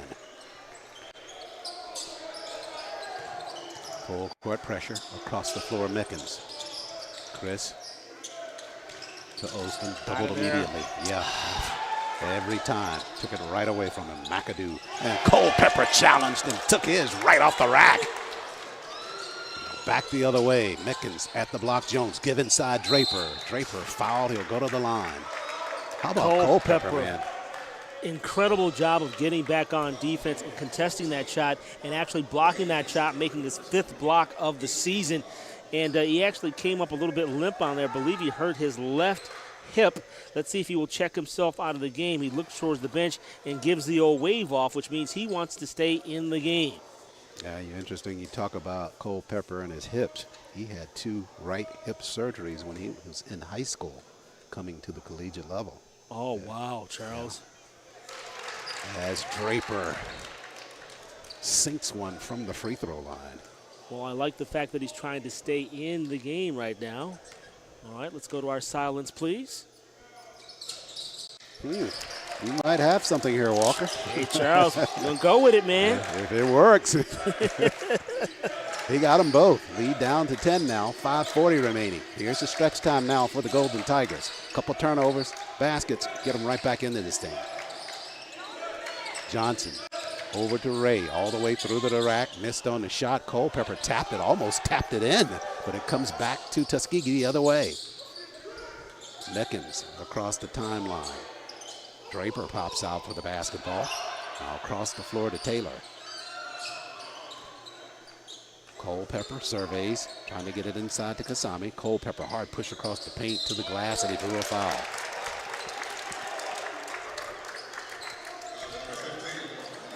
All right, so Charles, right here, you're setting up a couple of plays. You're down 10 points, 5:07 to play.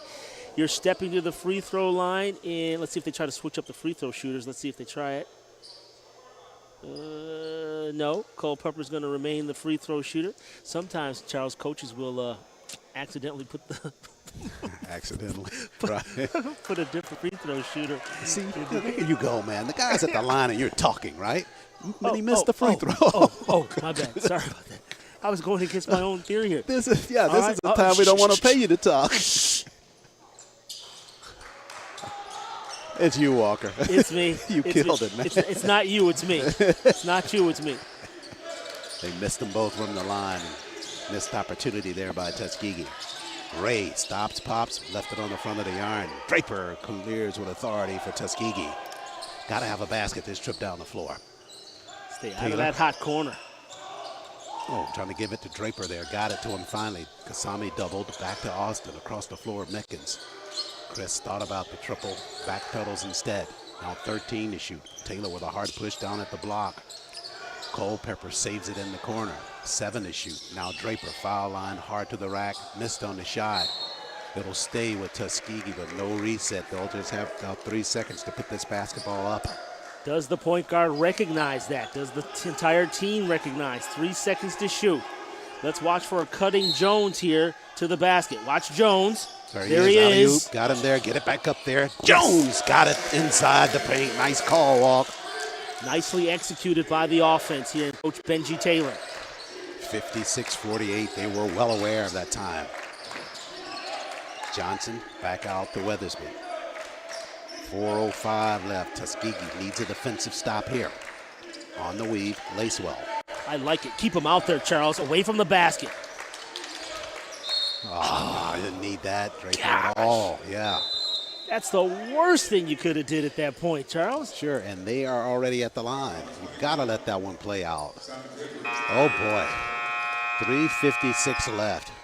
Had them right where they wanted. Shot clock was running down, and Draper trying to reach in, bailed them out. 56-48 after the miscue at the line will be the Yellow Jackets after the timeout. Back with more on the Golden Tiger Sports Network.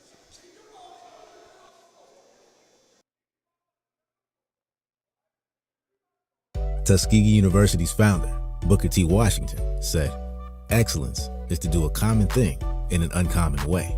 At many universities, big classes are common. Not at Tuskegee. We have small classes with a 14-to-1 average student-to-teacher ratio. This formula for excellence ensures individualized attention. You get to know your professors, and they get to know you well enough to recommend you for internships, research, graduate programs, and job opportunities.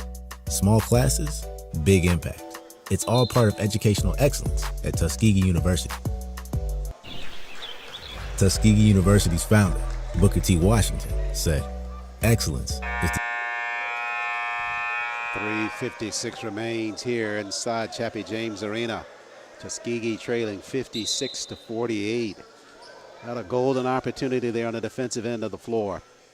Instead, now it'll be the Yellow Jackets from the free throw line. Charles, down the stretch here, when you're on defense for the Golden Tigers, you want to remain disciplined. You do not want to make any, well, let's see where we're at now. We're at 3:56. There's still a multitude of possessions, so you're not pressed right now where you want to foul intentionally. Well, not necessarily intentionally, but with the purpose to send them to the line because you're still in it with a bunch of possessions left. But you have to play solidly and not commit a stupid foul late in the shot clock. The senior McAdoo on the first free throw wills that one forward to make it 57-48 on the roller. McAdoo's got 11 points tonight at the free throw line. He's made 3 free throws so far. And good on the second as well. Full court pressure by the Yellow Jackets. Mickens in the backcourt. Culpepper. Taylor back to Culpepper. They kept the basketball in the middle of the floor that time, fighting that press. That's a good job. Taylor out front. Now Culpepper on a weave. Mickens with 10 to shoot. Now to Taylor. Oston. Culpepper. They got to get it airborne. Culpepper got some space with the jumper. Rattled it good for Tuskegee. Tight D here. Tight D here. Full court pressure by Tuskegee. Lacewell across the floor to Weathersby. No, not what you want there. You got to be solid. No reaching. You want them outstanding like they are. You want the clock to come down to 10 seconds, and then you really tighten up and not foul and play solid defense. Here we go, Charles, with 10 seconds. Ray, right side now. Lost his dribble. Over to McAdoo. 5 for them to shoot. Yes. Ray with it No way foul. out front. No foul. No foul. Got it airborne. Missed on the shot. That's a shot clock violation there by the Yellow Jackets. Charles, that was picture perfect. That's how you want to play the basketball down the court. With the strategy, keeping it outside to under 10 seconds to go, and then it really puts the pressure on the offense, and all you have to do is play solid defense without fouling. They did not that trip. They got rewarded with the basketball. We're down to 2:44 left. Culpepper across the timeline. Tuskegee trailing by 8. Watson out front. He'll work off of a screen by Jones. Trying to get it back on a give and go. Cambridge fires a 3. That one looks short, and it is short. Jones down on the inside. Jones and Bridges down at the block tying it up.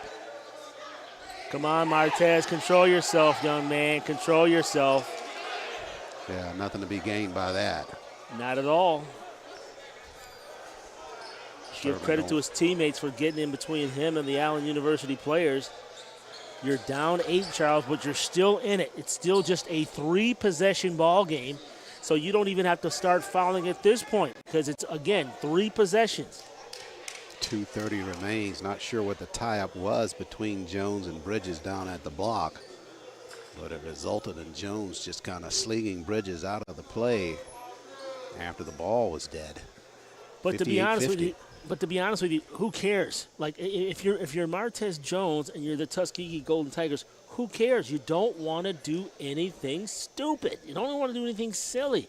They're trying to bait you into a call, trying to frustrate you. Take a look at some of the stats at this point in the ball game. Tuskegee, the Achilles heel keeps rearing its head. 10 of 23 from the free throw line. They trail by 8 here. They left 13 points on the floor from there. Look at the rebound discrepancy. 35, or differential, I should say. 35 rebounds total compared to 28. So Tuskegee clearly has out-rebounded the Yellow Jackets. They've had more attempts from the field than the Yellow Jackets. They've had more free throw attempts, 10 more free throw attempts than Allen. So I say that all to say, Charles, you can just see where this team has the raw potential to get it done. We saw them beat a very tough Clark Atlanta University team, so we know that they have the ability to do it. It's just a matter of putting it all together and making free throws, taking care of the basketball. Yeah, that's where the real difference has been. We're looking at those numbers and looking at the percentages for Allen University. That's been the real difference. Their percentage is a little bit higher most categories. And Weathersby to the rack. He's fouled, missed on the lay-in. Definitely thought he should have hit that layup, but he'll be at the line shooting too. We'll take that, however. They rushed the ball up the court, tried to score, didn't. Clock stops. Hopefully we'll get some misses here. Still a 3-possession game. Yeah, really kind of wonder about that transition there for the Yellow Jackets. They elected not to burn any time off the clock, going down there just running straight in with Weathersby. You're the Golden Tigers. That's what you want. Sure, that's a good situation right there. Sure. Cap it off. He missed on the first 2. And got one on the second free throw. Whitmore quickly back out on the floor. Still a 3-possession game, Charles. 3 threes ties it. You're down by 9. Watson, Nickens, Whitmore. They got to keep it in the middle of the floor if they can. Nickens across the timeline now. Left side to Watson. Can't come away without a score. Watson, right side, jumper, front of the iron. Got his own rebound, though. Head fake, got the shot airborne on the second. Can't put it in. Tie up at the mid-stripe. And the basketball will stay with Tuskegee. Listen, Charles, everyone in white jerseys needs to crash the boards at this point. When the shot goes up, everyone has to rebound. Basketball will belong to Tuskegee after the timeout. They were able to get it as we look at the numbers again. Just trying to make that reference again. You talked about the difference on the free throws, obviously, but look at the numbers for Allen. 80% from the free throw line, 43% from the floor, 50% from behind the arc. Although you're right about the defensive differences there. Those numbers percentage-wise, coupled with what Tuskegee has not done from the free throw line, is what the real difference is in the ball game. And they're only down 9. Correct, exactly the point. They're only down 9. Sure, the numbers that this team has, you would think that they would be far out in front. And if Tuskegee could just tighten up that one category, it'll be right into the point you talked about. The promise of this team is just endless. And that's what gives me hope. That's what gives me hope about this group. We had an opportunity to see them do it against a very tough Clark Atlanta University team, a team that was ranked, I believe, number 7 in the country when they beat them right here on this floor. So they can do it. It's just a matter of putting it all together. They've got 2 minutes, 2 seconds to put it all together here in this ball game against the Yellow Jackets. Julian Watson will inbound it left of the cylinder for the Golden Tigers. Gonna have to come out front, try to get it to Jones in traffic. Somehow they got it in there. Boy. Love it, love it, love it. Yeah. Hey, you do it till they stop it. That's the 3rd consecutive time they've gone to the play. So far it's 2 out of 3. Didn't work that time, but he goes to the line and draws a foul. Yeah, they were not going to be denied. They were going to get that basketball inside the Jones hook or crook. They're letting the bigs play. He lofted the basketball up in the air. Jones went and snagged it and put it up. Got that first free throw. 59-51. Martez, second of 2.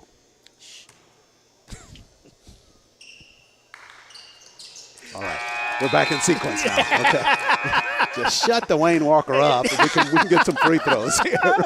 Hey, can somebody shut him up? So Martez got them both from the line. Just only on the free throws, Walker. Yeah, okay, all right. Charles, 7-point bulge here. Golden Tigers still in it, full court press here. Weathersby in the corner up the Lacewell. He will come across the timeline. Right side at the block. They tried to slide it across the floor. They got it to McAdoo. Back out front, it's Ray. Still 45 left. Still play tough D, Charles, because it's still a 3-possession game. Still play tough here. 10 seconds to shoot now. They try to trap it at the mid-stripe. Weathersby slides across the paint, missed on the shot. Culpepper had it. Looks like it'll belong to the Golden Tigers. Oh, they call a foul? They call a foul? I think they said it went out of bounds, and it went out of bounds on one of the Yellow Jackets. Oh, okay. All right, Charles, on offense, got to keep the ball out of the corners, right past half court. Got to get it over, and as you mentioned, keep it in the middle of the floor. Mickens attacks. Left side, Watson. Now Mickens across the timeline. Basket is in order here. Corner, Culpepper. Head fake, pulls it back out now. And Mickens for 3. Got it, and a foul! Oh, my goodness. Yes, sir. The freshman rips a triple, and he's fouled. First points of the second half by Mickens. It's huge, a 3-point bucket, and he gets harmed. He's at the line. Now, Charles, right here on this free throw attempt, watch Martez Jones. You got to aggressively try to rebound the basketball here on a miss. No miss as the freshman rattles the free throw to make it a 4-point play there. That may upset your apple cart a little bit about in terms of how many possessions are needed now. 1. They're down 3, Charles. Mickens with 12 points. Good, solid defense here. No fouls. No fouls. No. Jump ball. Jump ball. Oh, got a timeout. The timeout. Coach Walker got a timeout before the call. I called timeout? Yeah, Walker did. The head coach. Yeah, not this one. Oh, Sean Walker. Yeah, I didn't call timeout. I wouldn't call timeout. You're in timeout. In that situation. So you're not supposed to be talking. You're in timeout. That's right. It was the other Walker in the building that called the timeout. Got it right before that. That was going to be a scrum in that corner. Perhaps a violation there. Can I call for those stats again, if at all possible, some updated stats? If we can go to our producer director, Eric Tabor. Charles, again. Now look at this number creep up. 50% from the line now. 13 of 26. 26, 9 more free throw attempts. 5 more 2-point field goals. Dead even with 3-point attempts. Look at the rebounding story. 38-28. We're out-rebounding them by 10. And so on and so on. And you're down by 3. 3, absolutely. That's the bigger point of this whole thing. Numbers got you to where you are. But right now, there's a chance for Tuskegee to break through here. Now, Allen only has 6 seconds to get this ball over. So if the Golden Tigers are play tough here, 5, and they break it. And they throw it away. The Yellow Jackets do throw it away. My goodness. They were hurried. That 6 seconds scared the jeepers out of them. Yes. And just by the fact that the Golden Tigers had that pressure up there, it makes you want to rush. And now we're going to have a timeout topsy-turvy. Go ahead, Charles. No, Tuskegee will take it with 67 seconds remaining, trailing at 59-56. Boy, you can't script it any better than this. We just need to get the ending that the Golden Tigers need here. And, Charles, as I mentioned earlier in this half of about 10 minutes to go, or no, I'm sorry, it was 7 minutes. It was 7:49 to go, and we're down by 7. And how I was saying that this is the type of game that benefits the Golden Tigers because they're actually able to play and show their athleticism and play with some sort of controlled, reckless abandon. I think it's an understatement to say that they have rattled these Yellow Jackets here the last few minutes of this basketball game. Reflect on that 4-point play by Mickens with the 3-pointer and the foul. really changing the dynamics of things right away. Now a good trip down the floor here. And we've got to rebound the basketball. Everyone has to crash the boards, just one person back. Everyone else has to rebound. Jones out front with the basketball. Left side, they dump it down at the block to Draper, and a foul called at the block. McAdoo in too close. And now we're going right to that area that really is going to be important. Draper at the line shooting. Yes, sir, Charles. Double bonus situation, 2 free throws from here on out for both of these clubs. And really the primary situation you want here, if Draper can get the 2 with no more time expiring off the clock, to cut the deficit to 1.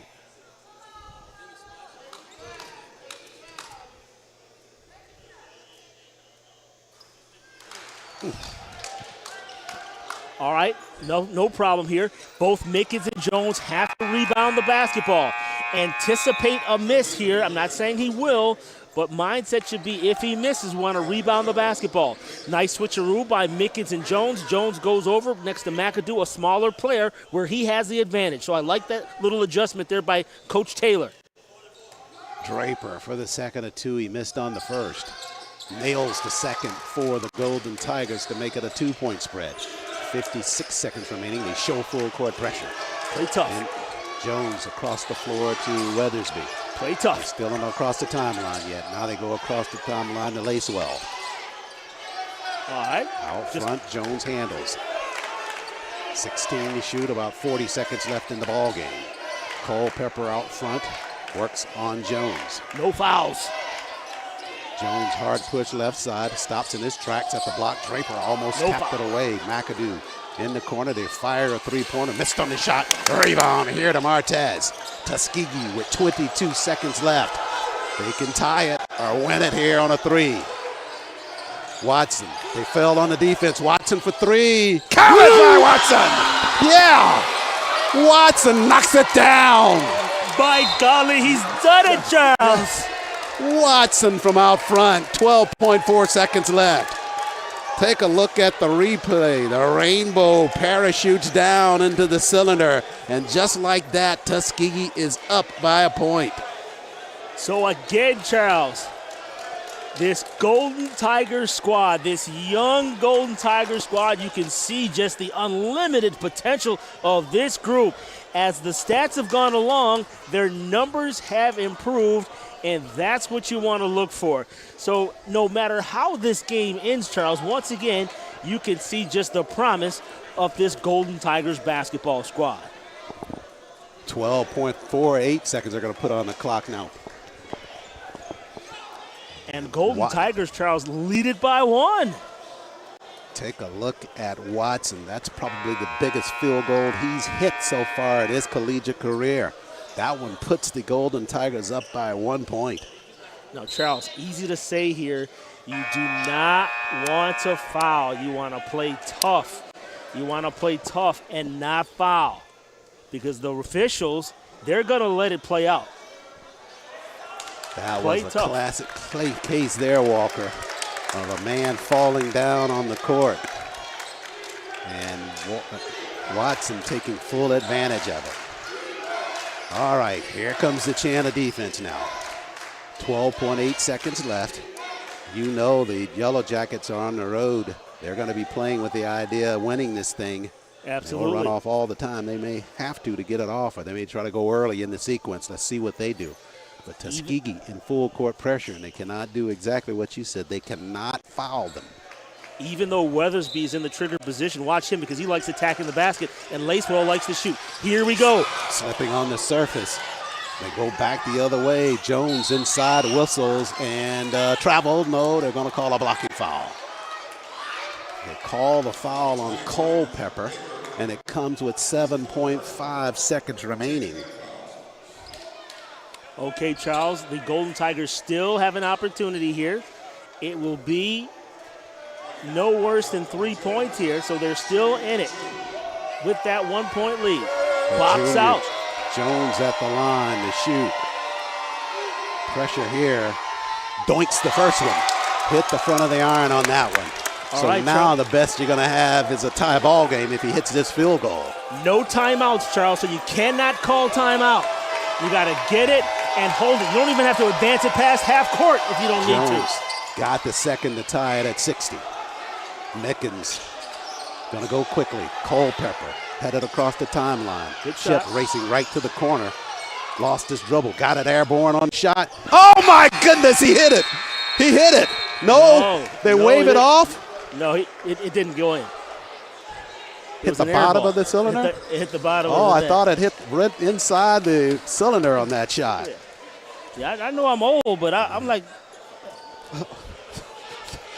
It looked like it went into me. We got the replay. Are you going with those alternate baskets? Facts. Alternate facts Just look, baskets? man. Alternate fact baskets. The basketball went in the cylinder. I think it's an issue of whether he got it off in time. He did get it. There's He clearly did a basket. He did get it off in time. Okay, I don't live in an alternate world as it relates to facts. Wait, let's run that back. Let's run that back to see if he got it off. Let's run that back. Oh. Yeah, no question about it. I knew he hit the shot. Oh, wow. You just don't have that shot clock in sight. And they're saying that he didn't get it off in time. My, oh, my.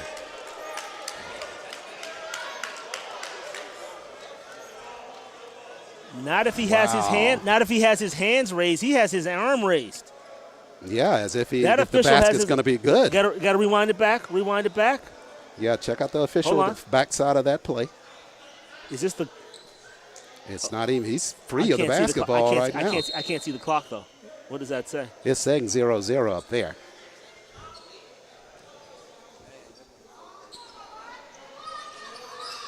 We begin overtime play.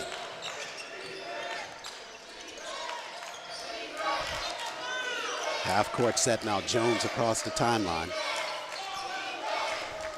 He'll work it right side. Out front, Lacewell fires a three and he missed. Nothing but white jerseys that time on the collapse. Let's get a solid possession right here, Charles. You got to get an attempt up here in overtime on this possession. Watson right side on the turn, Culpepper. He was big, they just didn't count that basket. Mickens thought three, swings it at the block and threw it away. Gosh, my goodness. Simple pass, trying to get it down at the block to Draper. Well, listen, Draper was trying to back us down in McAdoo, and McAdoo slipped the chair from him, removed the chair from him, and caused Draper to stumble. And what Mickens was anticipating was that Draper was going to come to the corner for the basketball. He's a big man. He's not going to come out. He wants you to push it right down there inside to him. All front now. 4:08 remaining overtime period. Lacewell squares behind the arc left side on the turn. Goolsby. Culpepper catching up with him. No foul. No foul. 5 to shoot now.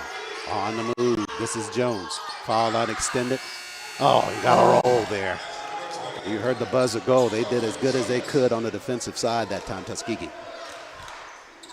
62-60. Allen University with the lead. Jones out front for Tuskegee. Draper handles now. Jones trying to get it at the block. They slide it that way. Jones at the block. Hard to the glass. Got a lay in. And the whistle to follow. Charles, that was pure scriff. Martez Jones, I like it, Charles. It's clutch time. Jones steps up to the plate and delivers. Went right to that rack, as you indicated, right side.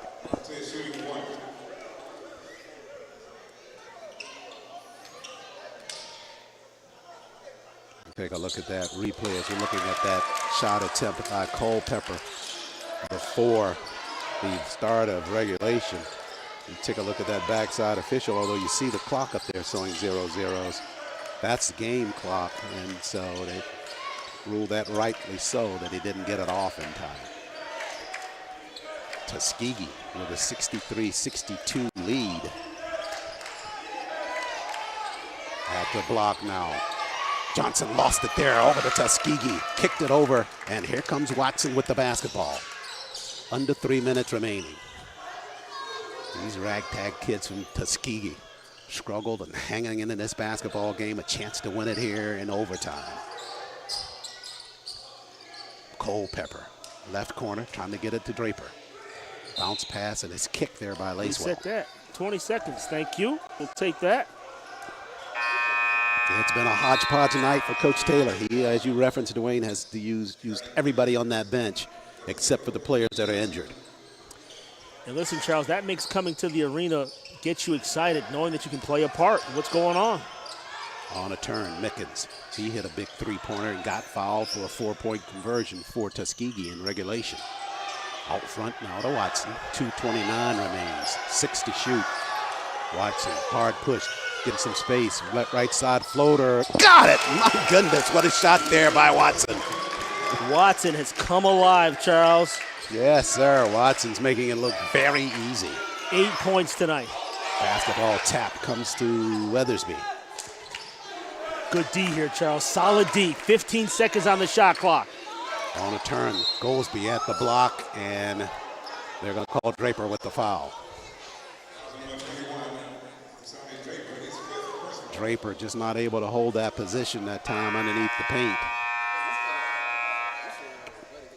And Charles, each team has been granted an extra timeout in this overtime period. Both teams exhausted all of their timeouts during the regular portion of play, but they each get a timeout in the extra frame. 2:01 remaining, Walker, and Draper has fouled out of the basketball game. 2:01 remaining in overtime.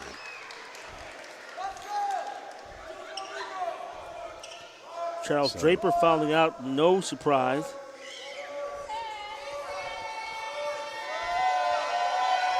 Goldsby for the second of two, got them both from the line. They jump into full court pressure. Tuskegee by a point. Across the floor. Now up the middle of the floor, Mickens across the timeline. Now back to Watson. Watson playing with some confidence now. He'll push it left side, back up top to Jones. Jones a little bit too far away from the basket. Now they try to dump it down to Jones in traffic, and he's blocked at the baseline. Very good call. The defender in McAdoo did not, is that McAdoo? Excuse me, not That's McAdoo. Jones. Jones did not give his cousin Martez an opportunity to land, and that's why that foul was called. Excellent call. Now Martez Jones has got to land some free throws here with 1:37 left.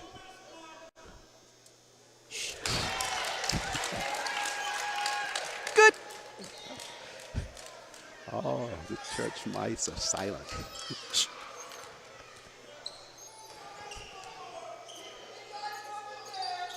Oh, yeah. Got them both from the line. Glad you're enduring our broadcast silence, but we're trying to help as much as we can. 67-64 after the two big free throws by Jones. No foul. No foul. Floor now. McAdoo handles, gives it back to Jones. The other Jones on the floor, Talton Jones. Tough D. No foul.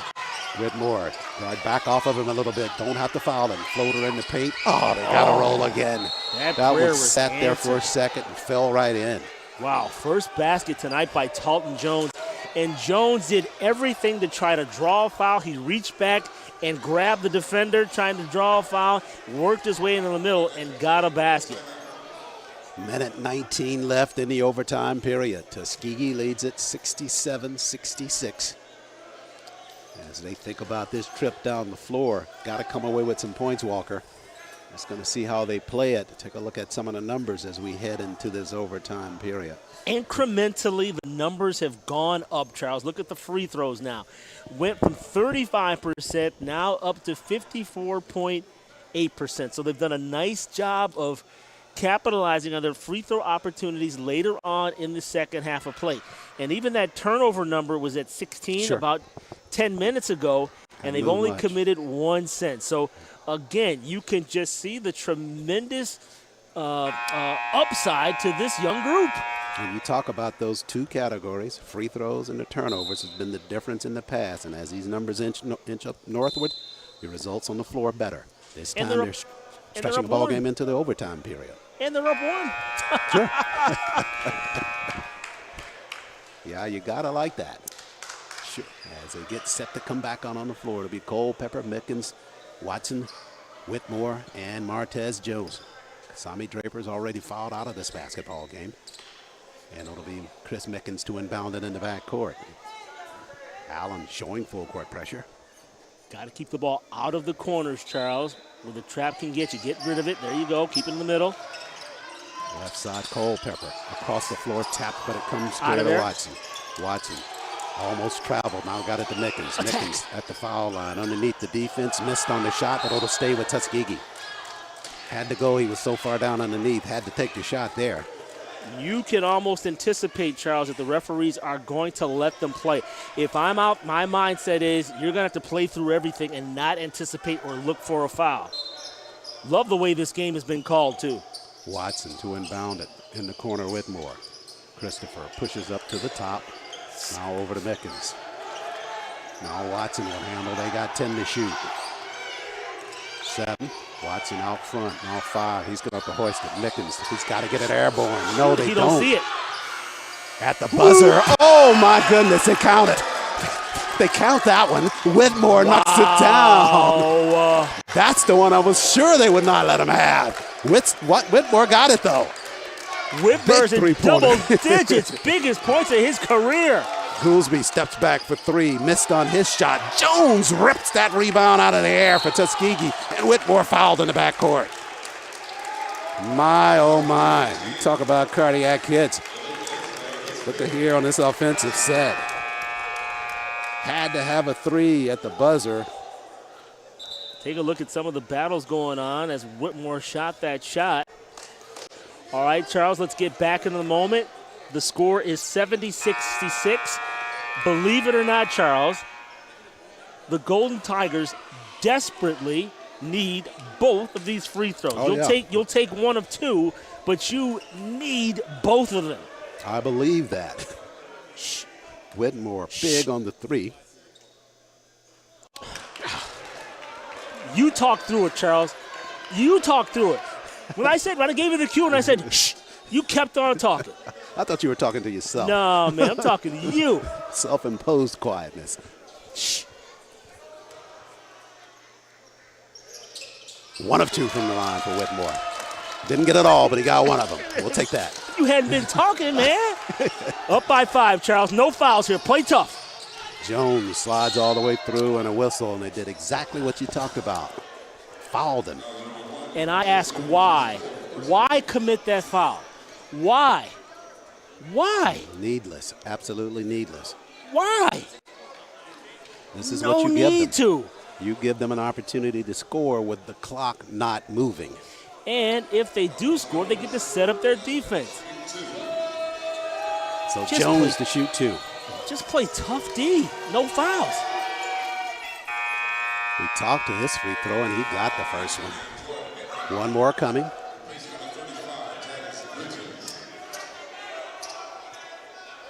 (71-67). 4-point game here. Allen's going to immediately foul right here no matter what happens. Made free throw by Jones. Culpepper steps out to inbound the basketball. Tuskegee's got to get the basketball in play. And as you go, Mickens, they try to foul him in the corner, but no call yet. Thank you, Benji. Called timeout. Each team gets a timeout in the extra frame, and they use it right there. Nicely done. The problem is, oh, no, I'm sorry. That's the game clock and not the shot clock. No, we're at 20.7 seconds remaining.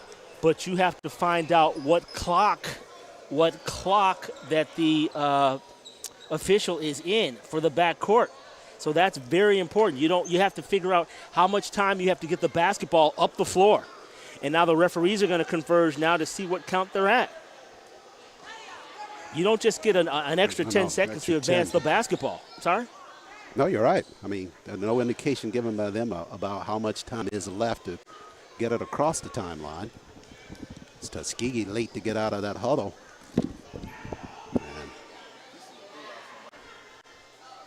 And they're not even breaking out of that huddle just yet.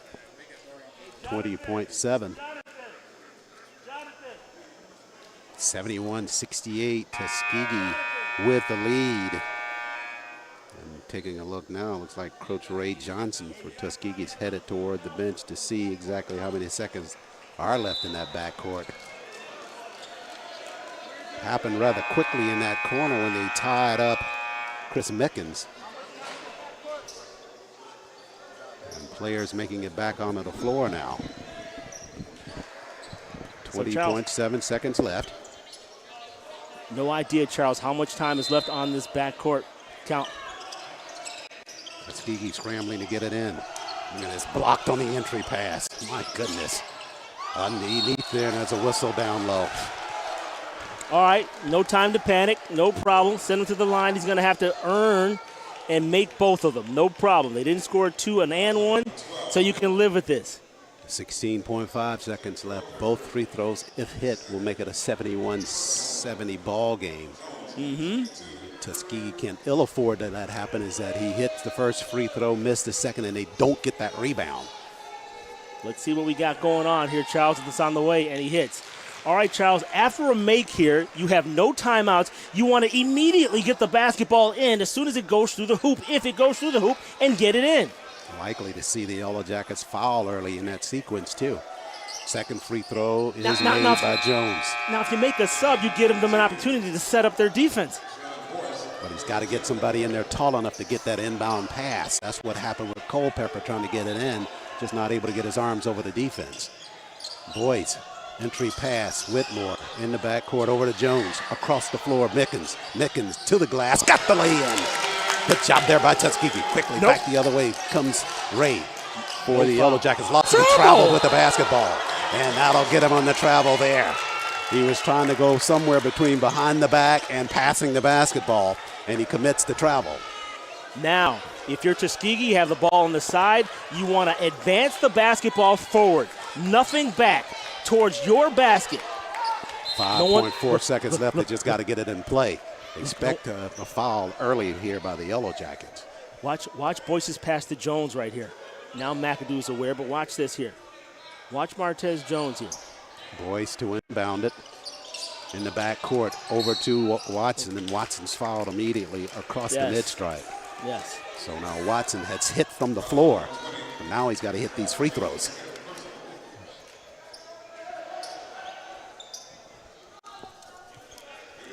.2 seconds left. 73-70, Tuskegee with the basketball and a chance to win it in overtime. Julian Watson, the sophomore, a big part of the success of Tuskegee thus far in this basketball game. You just need one of these free throws here. Just one, Charles, and walk off. You don't even have to touch the ball again. Watson for the second. Good spin. It didn't stay down for them. Quickly back the other way. Weathersby from the arc, missed on the three-point attempt. And Tuskegee comes out of here. Chappie James with a big win over the Yellow Jackets of Allen University. Tuskegee wins it 73-70 in a great contest, a confidence-building contest for the Golden Tigers of Tuskegee. Charles, this is the type of game that I felt confident that this Golden Tigers team could win just by the way the game was, the flow of the game and the way they played, the athleticism, and Coach Benji Taylor utilizing the whole bench. Each team member tonight played a significant role in this comeback victory. Tuskegee with a 73-70 win over the Yellow Jackets of Allen University. Will step out for a timeout, come back with more post-game activity, as it's a double win night for the Golden Tigers of Tuskegee. Men pull it out here 73-70 in overtime against the Yellow Jackets. Back with more here on the Golden Tigers Sports Network. Tuskegee University's founder, Booker T. Washington, said, "Excellence is to do a common thing in an uncommon way." At many universities, big classes are common. Not at Tuskegee. We have small classes with a 14-to-1 average student-to-teacher ratio. This formula for excellence ensures individualized attention. You get to know your professors, and they get to know you well enough to recommend you for internships, research, graduate programs, and job opportunities. Small classes, big impact. It's all part of educational excellence at Tuskegee University. What does education mean when you choose the top HBCU in Alabama? So one of the things that's been most valuable from my experience at Tuskegee is being able to face challenges head on. I can definitely say here I've learned how to be an advocate for myself, how to speak up, and how to present myself in ways that can help me get opportunities, that help me fix things that may not be right. And I think that's really just the best skill that I've learned here that I can take with me for the rest of my life. Look forward to your bright future Apply to Tuskegee University today. Tuskegee University's founder, Booker T. Washington, said, "Excellence is to do a common thing in an uncommon way." At many universities, big classes are common. Not at Tuskegee. We have small classes with a 14-to-1 average student-to-teacher ratio. This formula for excellence ensures individualized attention. You get to know your professors, and they get to know you. Know you well enough to recommend you for internships, research, graduate programs, and job opportunities. Small classes, big impact. It's all part of educational excellence at Tuskegee University.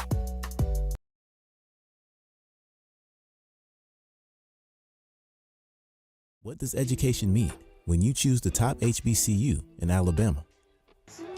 So one of the things that's been most valuable from my experience at Tuskegee is being able to face challenges head on.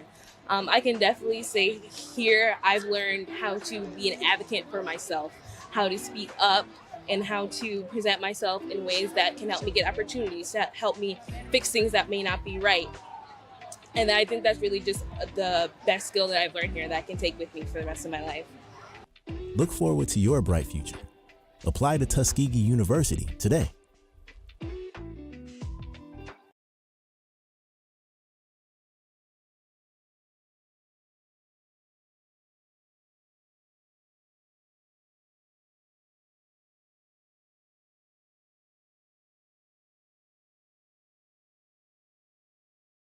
Tuskegee University's founder, Booker T. Washington, said, "Excellence is to do a common thing in an uncommon way."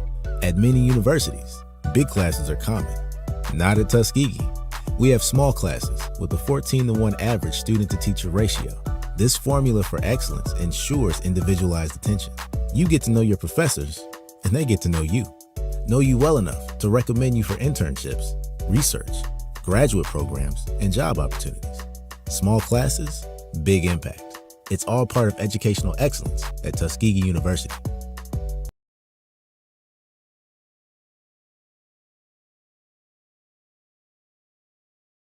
What does education mean when you choose the top HBCU in Alabama? So one of the things that's been most valuable from my experience at Tuskegee is being able to face challenges head on. I can definitely say here I've learned how to be an advocate for myself, how to speak up, and how to present myself in ways that can help me get opportunities, that help me fix things that may not be right. And I think that's really just the best skill that I've learned here that I can take with me for the rest of my life. Look forward to your bright future. Apply to Tuskegee University today.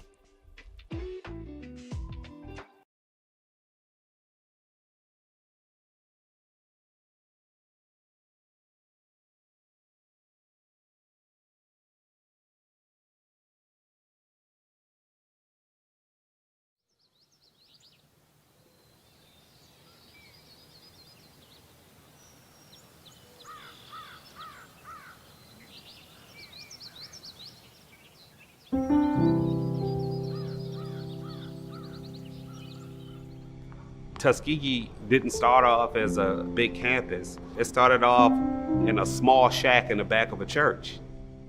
The focus was always to build the community up. We share in a culture together that it's kind of hard to explain. You gotta live it, you gotta enjoy it. It's the HBCU experience.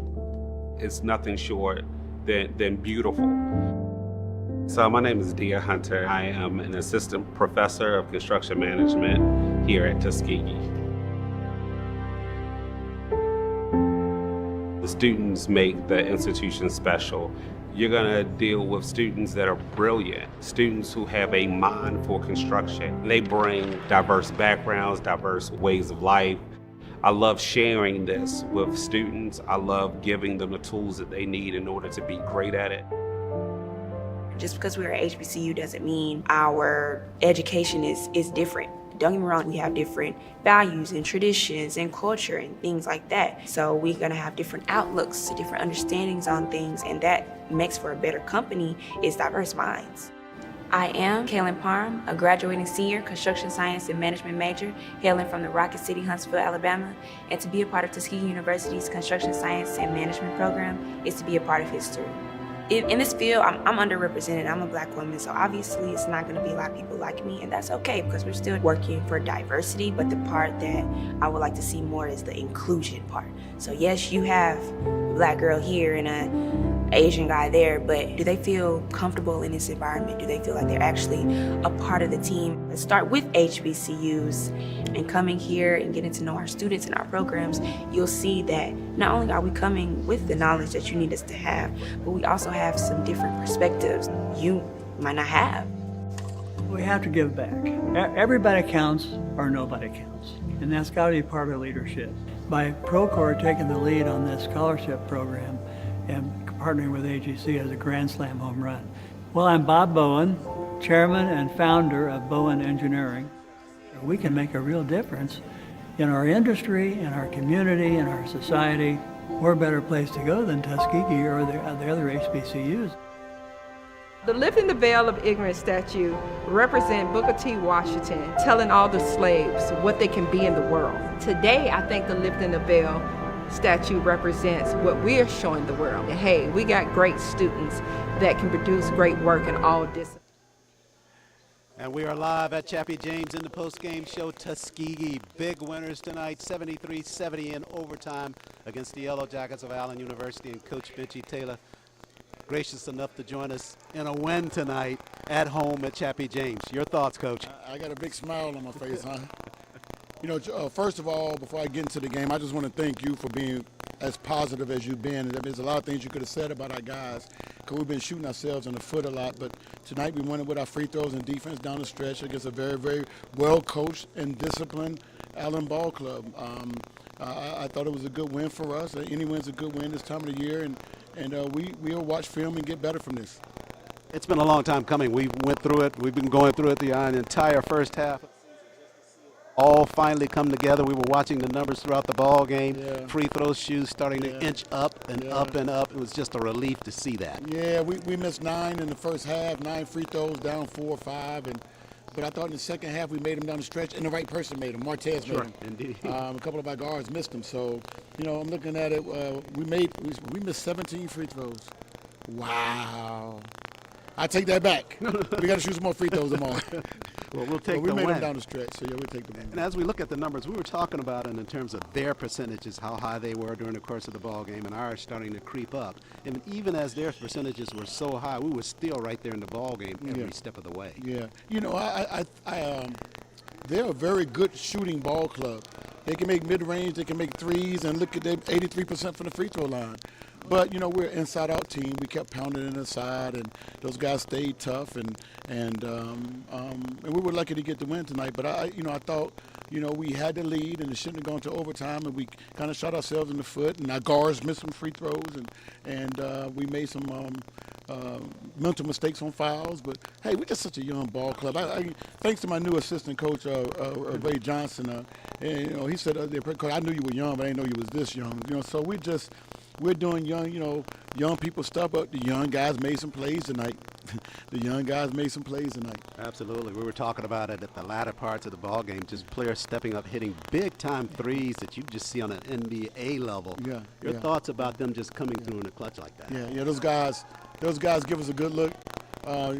Julian Watson, we call him Juice, and tonight he played big for us, and Chris played big, and Chip made some big shots, and I couldn't be, to have your all-conference point guard out and your starting 2 guard out, and to come and play that tough mentally is a tribute to where we are. We talked about it. Game number 1, a 4-game set here at Chappie James. How big was this one? I'm going to enjoy this till about 11:30 and then get ready for the number 8 ranked team in the country is coming in here Saturday, and we're 0-0, and we'll figure out a way to be in that one too, and then we'll figure out if we can win it or not. Well, you figured out a way tonight. You won this one in overtime. We say a hearty congratulations. Thank you so much. Appreciate you. Head coach Benchy Taylor, his Golden Tigers rally tonight in overtime and win it 73-70. Thanks again, Coach. Congratulations. Tuskegee. That's all right. It might have been professional, but I had to say it. No, that's quite on time. Tuskegee wins it 73-70. This will do it for our coverage here tonight from Chappie. James, thanks so much to our crew for their hard work here tonight, and particularly my broadcast partner, Dwayne Walker, and everybody in the athletics department at Tuskegee for allowing this broadcast to take place. Glad you could join us. We're right back here on Saturday for Golden Tigers basketball when they host the Tigers of Benedict College. Make your plans to join us then. Until then, Charles, on behalf of everybody here with the Golden Tigers Sports Network, saying thanks so much for joining us. This has been a production of the Golden Tigers Sports Network.